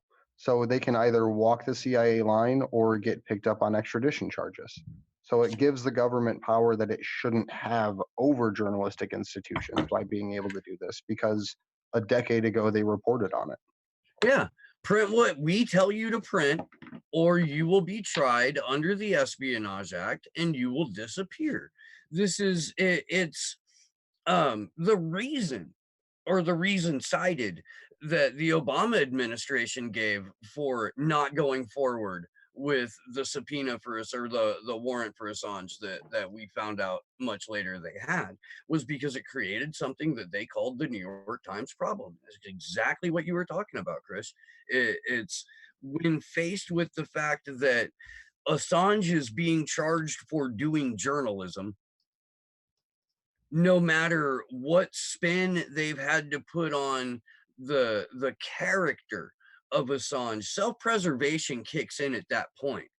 And what you'll find is they'll 100% put this on the Trump administration, even though we know the Obama administration was looking into and trying to find an avenue that would cover their ass in order to bring him to the US and prosecute him under the Espionage Act. They'll put it all on Trump, and they'll say he is overstepping the the First Amendment. But that's it. Yeah, That's where they stop. yeah. That if they go into that constitutional realm, that's whenever they lose a whole bunch of people that they're trying to rally against Julian Assange. Is if it does end up going into that realm where they do want to they want to step on this guy's First Amendment rights, or even pivot a little bit into that direction, even say freedom of speech instead of freedom of press, that sort of stuff is, you know, that's when you start losing people that you're trying to push against Julian Assange. So you can't say anything related to to saying that, oh, it's free, it's going against freedom of press, it's going against the First Amendment rights. That's when you lose people. You know, like the conservatives are not going to be on board if that is your argument to be against Julian Assange. They'll jump right in and start defending him. So you got to sow those seeds, and you got to walk that tightrope if you are an establishment of power. All right, so I think we are going to start wrapping it up. I want to thank you, Chris, for joining us this evening. We really appreciate your coming on here and talking to us, and also your work highlighting Julian Assange and Chelsea Manning. We really appreciate that. It's so important to keep this conversation alive and well, and to make sure that his name is being, you know, put out there and people are remembering Julian Assange, because we know that they probably pushed back that February extradition hearing date pushed it back on purpose so people would start to forget about it. So it's so important that people in independent media and comedians who have the platform to do so to absolutely continue to mention his name and his case. So we thank you so much for that. But before you do leave, we want to give you an opportunity to give some final thoughts, your final perspective on Julian Assange and Chelsea Manning, and also let everybody know where they can find you. Yeah, thank you guys so much for having me. I had a great time chatting with you guys. You don't get to talk about Julian Assange every day, but I think it's very important that people realize that what is happening to Julian Assange, uh, basically, it is a true trickle down effect that it could happen to anybody. If you don't say something that is what the establishment wants you to say, what these people in positions of power want you to say, they can have you thrown in prison, put into a trial, and put into conditions that are less than comfortable for you. Just like what the way that Edward Snowden is being treated, the way Assange has been treated, and the way Chelsea Manning has been treated. So, what Julian Assange's situation really represents is not just terrible for Julian's health and for him as an individual, but really the notion that you should be able to question these positions of power. You should be able to question whether what they are doing is the right thing to do, or just in service to the people. That's what that's what it really should be about. So I would say make sure you keep up with what's going on with Julian, because essentially it's going to boil down to what ends up happening with us. So yeah, thank you guys very much for having me. um it, I guess you can find my stuff. I got a whole YouTube channel. I'm terrible at promoting myself. My wife makes fun of me about that all the time. uh my website is ramennoodlescomedy.com. RAMAN noodlescomedy.com. You can find all my videos and my comedy albums there. And I'm going to be on the road performing live stand-up comedy. So if you kind of like comedy that addresses issues and gets weird and philosophical and stuff, I'm going to be touring through Pennsylvania, Virginia, Michigan, the DC area. All of those dates are available on my website. And yeah, I hope to see some people and talk about weird esoteric topics like this all the time. All right. Well, thank you so much for coming on, and you are welcome back at any time. We really appreciate it. Thank you guys so much. I appreciate you guys. Awesome. So are there any updates from my co-hosts on things that are coming up or things going on that you want to touch on before we close out? So I do want to correct myself real fast. It is October 4th through October 11th. I think I said August last time. So dates of action are September 20th through September 24th, or September 20th through September 24th, as well as October 4th through October 11th. Okay, I do. So Hayes D to you made a great point.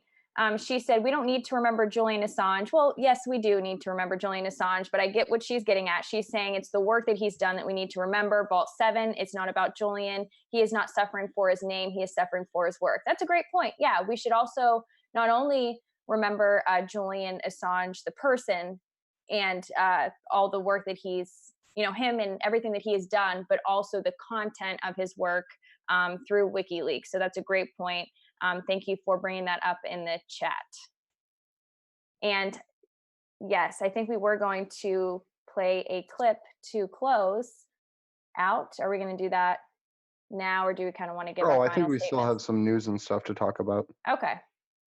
Yeah, I mean, I definitely think it's worth going into what's going on with Jeremy Hammond a little bit more in terms of that. I know I agree. We talked about it at the beginning of the show with John, but there's also a lot of people in the chat now that missed out on that piece, and it is a certainly a concerning turn of events and something that I don't think enough people are aware about. So go ahead, T. You were getting Okay, ready. sorry. Yeah, I was just starting to type something. So basically, Jeremy Hammond is a former WikiLeaks source, and he is also an anonymous hacker. And I hate using that word hacker, but he's very sophisticated with computers, we'll say. And he is serving a prison sentence right now for hacking into the private intelligence firm Stratfor's system, and he contributed to the Stratfor leaks. And basically these leaks just were emails, and they revealed that Stratfor hired private companies and government agencies to surveil activists, specifically those who were part of the Occupy Wall Street movement, as well as PETA. And then also the emails, I read in a report by RT that the emails also indicated that Pakistani authorities were privy to bin Laden's location prior to the US raid. I'm not very sure on the specific details associated with that. But I think what's really important about this specific discovery that we're now just learning about, that Jeremy Hammond is being called to testify before a grand jury investigating WikiLeaks, is that this does suggest that there may be more charges piled onto Julian Assange.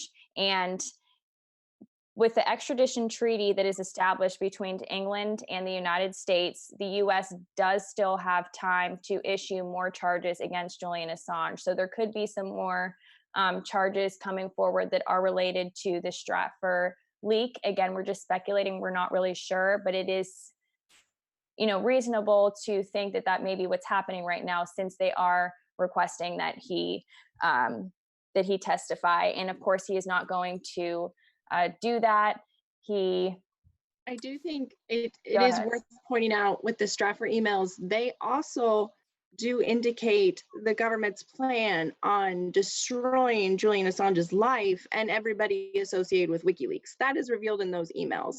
They talk about going after his family. They talk about going after any financial accounts he has, and basically moving him from country to country to country until they can finally grab him. Also, I think there is a really interesting email basically insinuating that the Sweden situation was a honeypot, which Julian has gotten a lot of grief for making that statement. So not only, are these emails talking about targeting activists, but we have the very blueprint of what Julian Assange has been saying has been happening to him by the US government for years, and everyone had just said he was paranoid and crazy. So these emails are huge that Jeremy Hammond leaked to WikiLeaks. And not only do they validate Julian, but they validate so many other activists and what they have endured and gone through at the hands of our government.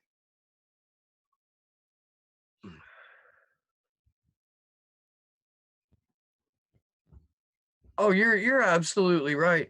The thing that John Kiriakou mentioned that is definitely worth touching back on too is that Jeremy Hammond has always been very, very adamant that he is not going to testify against anyone for any reason. And for I just read a tweet from the Jeremy Hammond Support Collective. He's in the same facility as Chelsea Manning right now. So for there to be such an obvious attempt on the US government to grab anyone connected to WikiLeaks and put them basically in the exact same spot as sort of a welcome committee for the extradition that they're planning for Julian Assange, the fact that the people that they're rounding up are like, yeah, fuck no, I'm not gonna, you're not getting anything out of me. It is something that I think we should all look at. We're those of us who are participating in this, those of you who are watching this, look at that and be inspired by it. Like, take a little bit of that with you when you go into your day. If you're going to do an action for Julian Assange, know that the people that have already gone forward and stand with, not necessarily in solidarity, Andrew, but in action with Julian Assange, are exhibiting incredibly strong constitutions and incredibly strong ethics, and kind of let that if not guide you, at least be something that you can look to and aspire to. And just like the character of Chelsea Manning, if you go back and watch the press conference she did before she went back into the second grand jury hearing, it's incredible. Like she literally just gets asked, like, are you gonna testify or are you gonna break? She just says no. Like just plain as day, like no other statement, just no. And like to me, that was a moment that I just wanted like to almost cheer because just seeing the quality of her character and just the content of her spirit is just incredible. And I'm sure Jeremy's the same way. I haven't got to do much research into him, like him personally, but the global intelligence files are just incredible. Like if you ever get a chance to read them, just pop over to the WikiLeaks.org website and go through it because it's just the way you can just see things laid out and the information that they're trying to hide and the reasons that people were prosecuted right now is just absolutely crazy. Um, but one of the things that I wanted to mention too was with Jeremy, he's someone that just needs to be respected just point blank for the work that he's done. He was one of the people that was using the term hacktivist before it was something that was like mass popularized. He was someone that started a school online to help teach other people to do these same things. So he's someone that ever even I think it was his just after graduating high school, he started the website to help people actually learn what hacking is and how they can use it for the benefit of people. So he's just someone that's just so deeply committed to this that they're probably going to levy those financial fines against him, just like they have with Chelsea. And like it just won't work. Like it's just crazy that they can do this as a form of punishment because it's not going to break these people. No, they're absolutely going to throw fines at him. I was looking earlier on the at Save Chelsea, the Twitter account. She is up to now $66,000 in fines as of today, 175 days behind bars for refusing to lock herself into a perjury trap or participate in what is by every definition a kangaroo court. And they can get out too. They could Yeah. literally just lie and say what they want to hear. They, as in the government, wants to hear, and they'd walk free. They could go free probably that same day that they just decided to walk away from all of their morals, but they just won't. And that's the part that just speaks to me so much and makes me want to keep fighting. Is like these people aren't giving up. Like Julian hasn't seen his kids in over 8 years now. Like we can all take a weekend break. We can all go out and do these things and sacrifice a little bit of time because there's so many other people that have sacrificed so much more that our weekend pales in comparison to the life that they have chose to live for the actions that they took. And that's such an important thing, especially when we were talking about the judge calling him a narcissist and not seeing the bigger picture is let's talk about all the liberties and the freedoms that he has given up in the last decade of being arbitrarily detained in the UK for this long. I don't really see how someone could call him a narcissist for giving up every ounce of freedom and letting himself be in isolation for as long as he was and continues to be in Belmarsh now. Well, yeah, most people are not. That's the whole thing, though. That's projection on the part of a media that has given up integrity for access. And when they call him a narcissist, or they call, they say he's got a bad attitude or whatever smear they want is pure projection. And 99.9% of those journalists have never met Julian Assange, have never been in a room with him, have no idea what he's like. They just need to say something to separate themselves from this man because they know that they're doing the will of power. They know that they're access journalists. They know that compared to Julian Assange and the establishment that is WikiLeaks, that outlet, compared to them, those journalists are just, they're not even like Bush League, like they're whatever, they're freaking T-ball, like they're not in any way, shape, or form at this operating at the same level. So there's maybe at one point they went to journalism school because they thought they could get the truth out through their reporting. And then they found out that no, that's actually not how the game is played. You toe the line and you can advance your career. So thank blonde-haired, blue-eyed, perfect baby Jesus for an avenue like this where we can come on. We're not bought. We're not asking anyone for any money to do this show. We're just here to get out information, raise awareness, and hopefully create some action around the fact that we need to save, protect, remember, emulate Julian Assange. And also be his voice at this time when he does not have a voice. In many of his letters, he said, you know, please take my place and please work on my behalf to do what I can't do right now.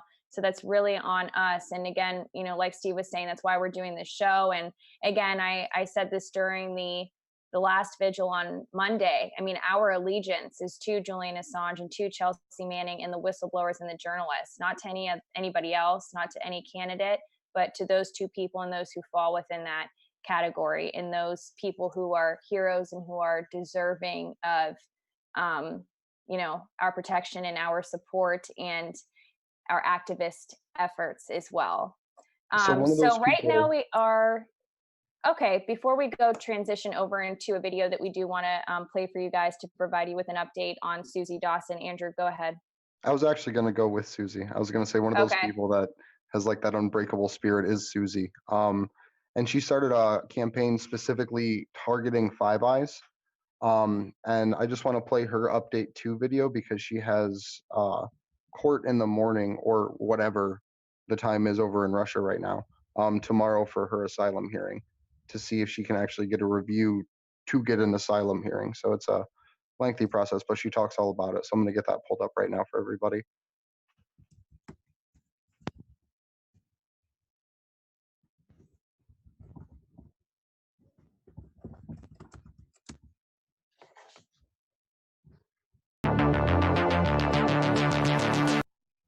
Hi everyone, my name is Susie Dawson. I'm a journalist and an activist. Welcome to my channel. I have been trying to update you throughout this week, but I have been subjected to some pretty extreme technical interference, as have some of the others around me and involved in my campaign. The last time that I was able to get an update up onto my YouTube channel, I was heading off to my asylum application appointment at the immigration department here in Moscow. It was a very long, very grueling 4-hour interview. It started out pretty difficult because I had to just answer 40 or 50 really dry questions where you can't actually introduce any of your evidence. And it just was pretty disheartening, the process, to be honest. But in the second half of it, it started to get easier as I was able to introduce witness testimonies and supporting evidence about my case and my claims. And by the end of the process, I was feeling much better about it than I was at the beginning. I was dispatched until September the 5th, when I am to return to the immigration department to find out whether or not they have decided to accept my application for review. So this is kind of like the review of the review that we're in right now. If they decide they will accept it for review, then on September 5th, I will be issued with a 90-day temporary certificate. And over the course of the next 3 months, a decision will be made about my asylum application. If they do not accept it for review on September 5th, then I am in some pretty deep trouble. So the process was grueling, as I said, both for myself and for those around me. Fortunately, my Russian legal team was amazing. They were incredible support to have there. And really it went as well as it could have gone, I think, given the circumstances. So now we just wait and see.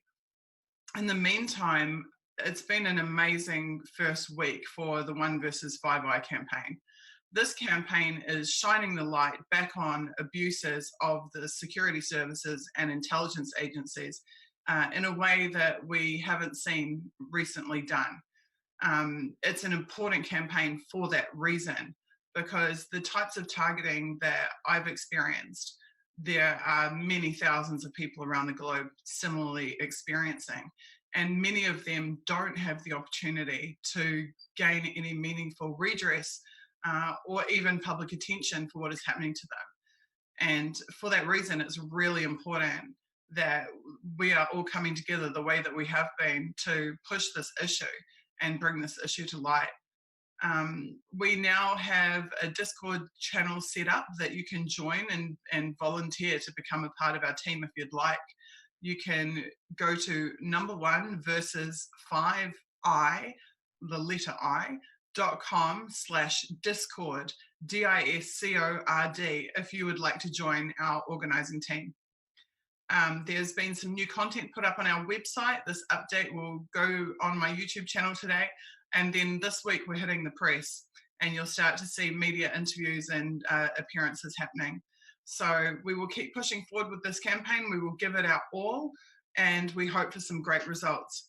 I will update you again in a couple of days' time, and certainly before the 5th, when I head off to the next meeting at the Immigration Department. Thank you so much. Please remember to keep the focus on the people who do this to me and to others. They are the perpetrators. They are the ones that need to be examined. I'm certainly going to do some more work around their methods and the way that they employ them in the coming weeks, so keep an eye out for that too. Thank you so much for your help and for your support and for being a part of this quest for justice.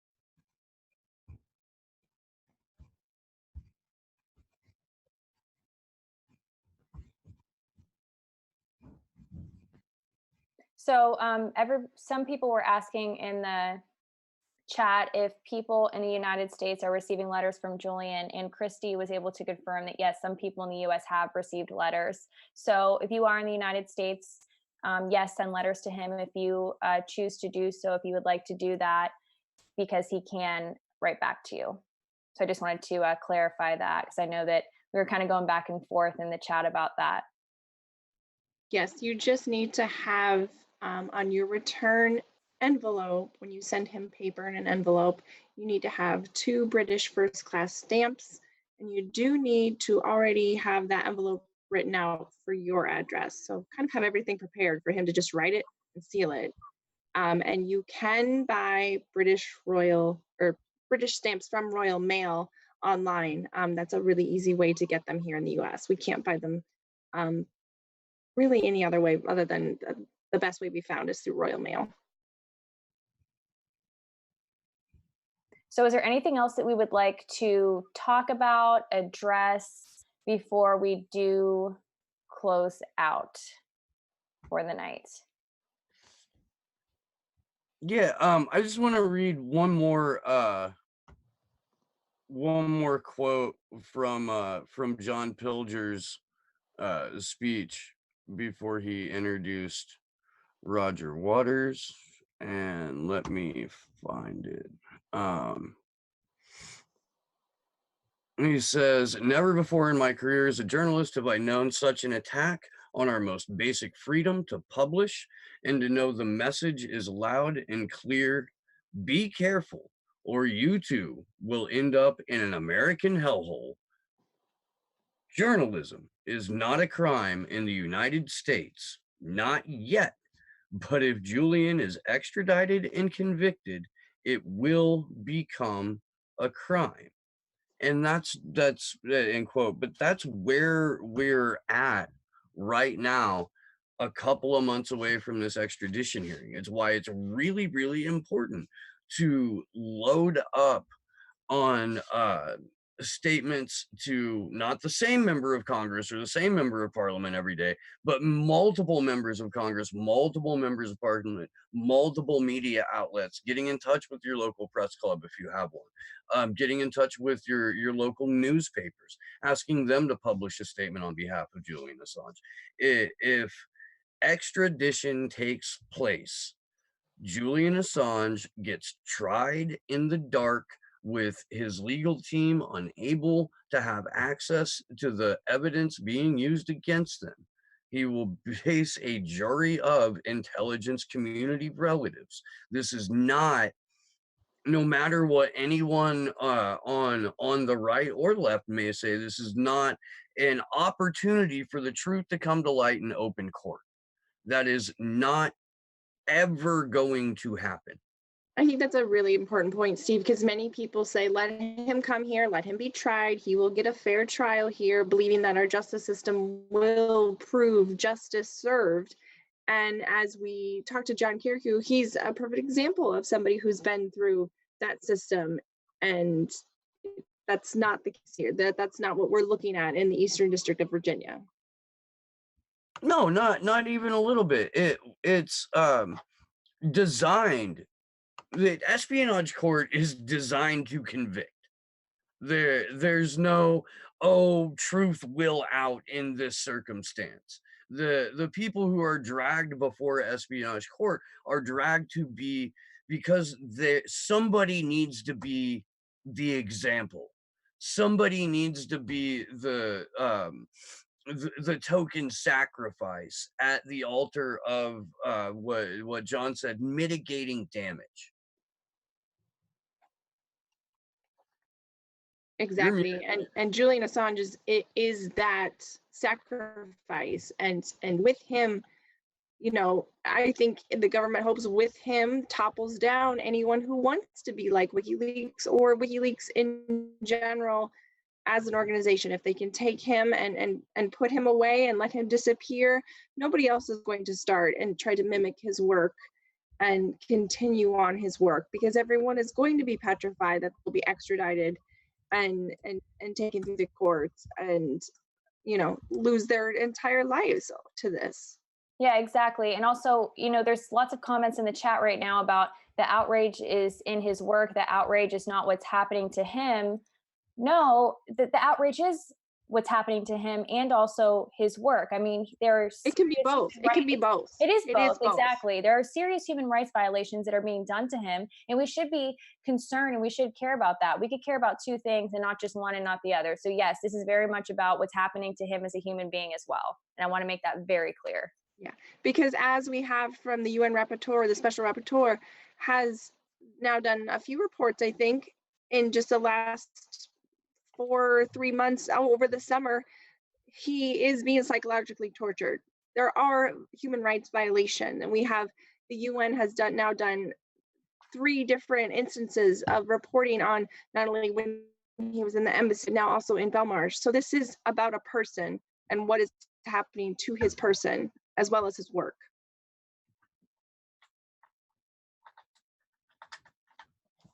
Right, exactly, because this is going to happen to other journalists, and we're seeing this happen with other people as well. And we can't allow for these human rights abuses to continue on and for people to be tortured. I mean, we just had a CIA whistleblower who blew the whistle on our CIA because we were torturing people. So yes, we care about human rights on this vigil, and we're going to continue to speak out in defense of human rights being upheld, especially for our country. I mean, this is the United States. We were founded on ideas such as no torture and no cruel and unusual punishment, and we are violating that, and we have for a very long time. So we need to speak out against that, because the mainstream media is not doing that, and many, even within independent media, could probably do a better job at calling that out as well. So I think it's important to always remember when we're talking about this case, it's a multifaceted issue. There's many components to it, and we care about each component that is associated with this case, and we care about all of it, and we could give equal weight and equal attention to everything, because it's all very important. And the other thing too is this is just a complete bastardization of what the legal process is.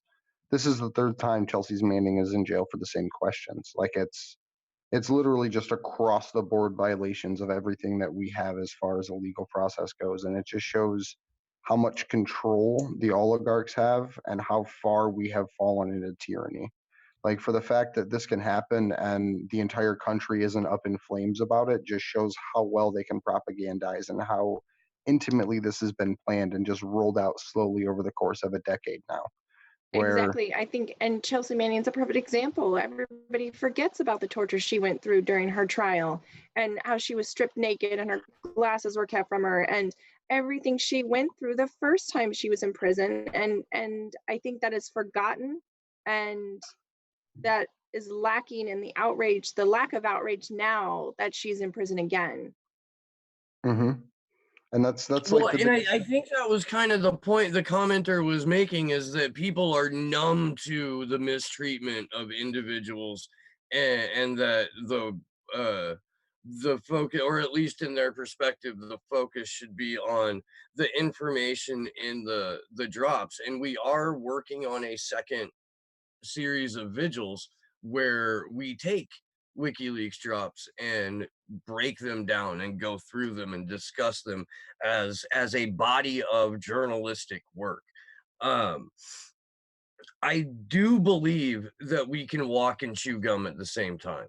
I do believe that while we're getting out the work, while we're getting doing whatever we can to in general raise awareness or draw some eyes to the fact that this is going on, there are people are going to react different ways to different things. You can get people on your side by saying, there's a guy who's facing 175 years in prison and he's being tortured right now, and what he did was tell the truth about war.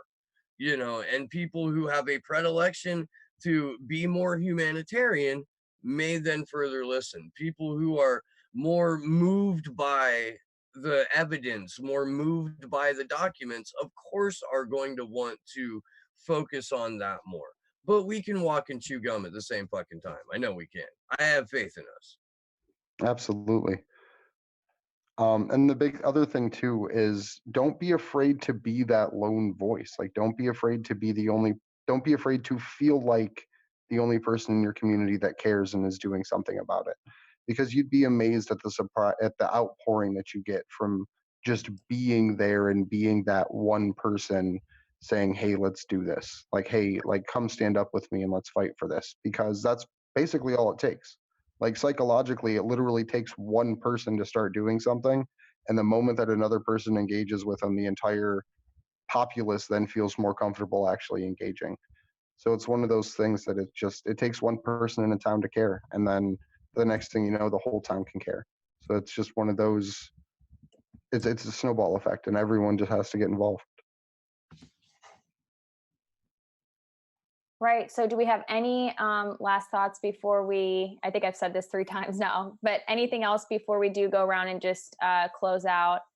Again, we will keep you guys updated with those really important dates on Twitter. We'll continue we'll start tweeting that out a little bit more now that they're approaching. But anything else from the co-hosts? No, I would just say my last thing is, make sure you do what you can with what you have. At this time, any individual action can turn into something so much greater than just that one thing. So don't be afraid to try to be the person to change the world, because someone's going to do it right now. Yeah, I think absolutely everyone is on a path. And if you look at where we're at in terms of our timeline, where we're at in terms of all of the external calamities that are hanging over our collective head, in terms of we don't have free and fair elections, we may be losing our species due to climate extinction in the next 10, 15, 20 years. We're headed into another financial collapse. I think if you look at all those externalities, it serves as or it should, I think it could serve as a catalyst to action, because really at this point we're at the precipice of complete totalitarianism. this is our chance to stand together for something. Yeah, I mean, we just have to be involved in something. And even if you don't do activism on your own, even if you feel like you have to get involved in a group, don't be afraid to start the group and try to recruit other people to do it. And don't be afraid to just join another group fighting for something within the local community. So even if you're just someone like working with the Mid-Ohio Workers Association in Ohio, which is basically just a union of poor people that try to help each other pay water and electric bills. Just do something, like be involved somehow. I hate the term, but it's like the picking a lane and sticking with it. Find what activism moves you. Find out what it is that you actually want to fight for and chase that thing, and don't stop. Take every opportunity you can to advance it. And when the time comes that something greater is going to happen, we all have to make sure that we're in a position where we can be that one puzzle piece if we need to be. But I think that's it, unless anyone has anything else. No, I don't. I just want to say, thank you to our guest, John Kiriakou, for coming on the stream with us, and also Chris Mohan. We're really grateful that you guys took the time to join us for this very important cause, and for, taking the time out of your night to join us, because it's, really important that we do get many people with many different perspectives and of different professions and backgrounds, weighing in with their thoughts on this issue. So we thank them for that.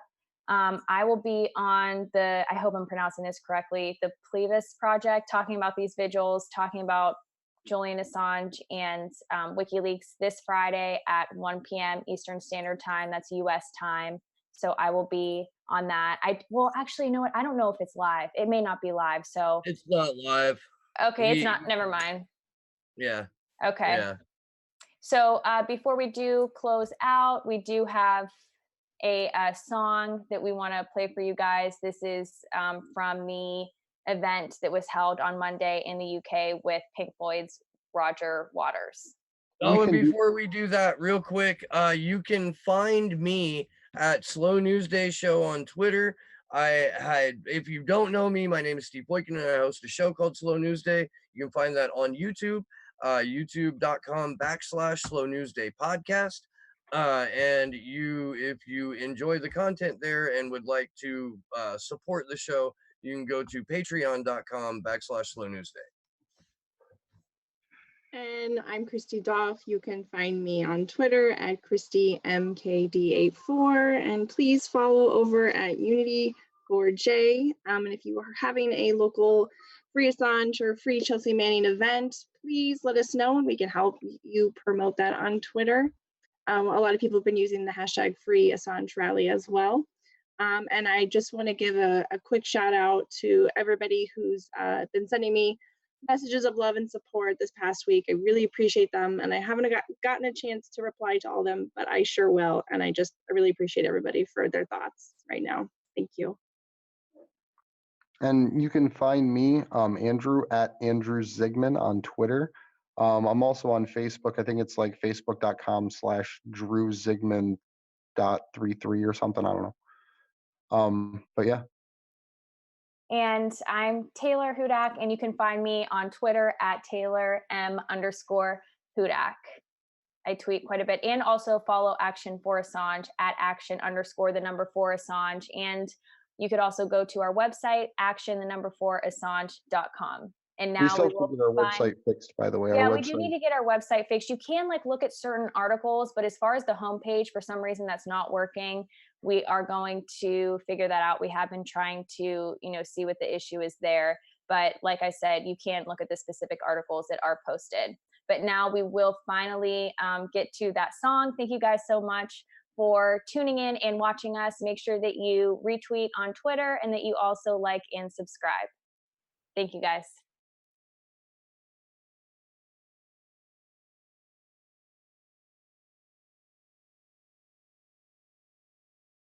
I wish you were here, Julie. We just two lost souls swimming in a fishboat, year after year. think the treatment of Julian Assange by the This is not what I thought. I thought it was the whole video. Hold on. I apologize.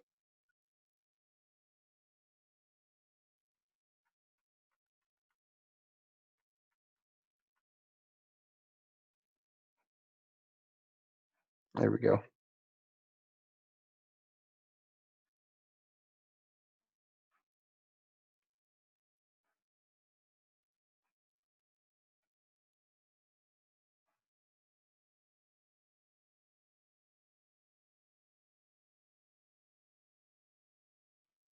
It's great to have you here, Andy.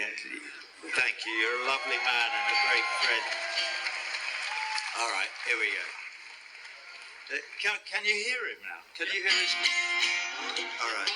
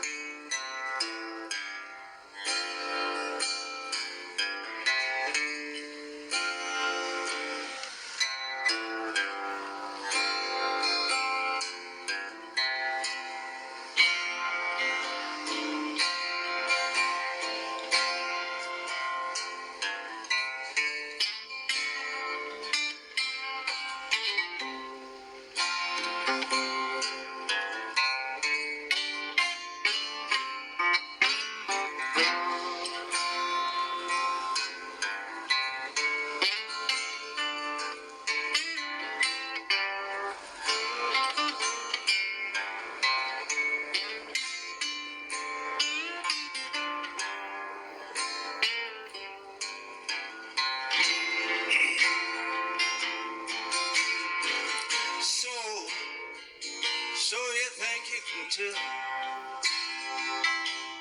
heaven from hell, blue skies from pain? Can you tell a field from a cold steel red? A smile from a veil. Do you think you can tell? And did they get you to trade your heroes for ghosts, hot ashes for trees, and hot air for cool breeze, cold comfort for change? And did you exchange a walk-on part in the war for a lead role in the cage?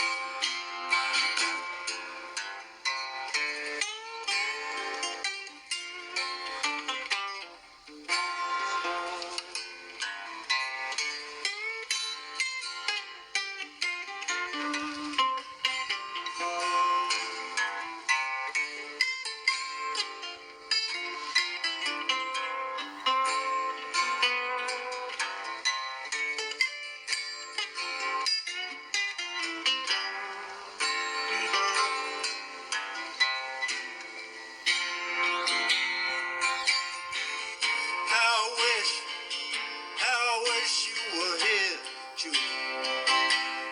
We just two lost souls swimming in a fishbowl, year after year, running over the same old ground. What have we found? The same old fear. And I wish that you were here.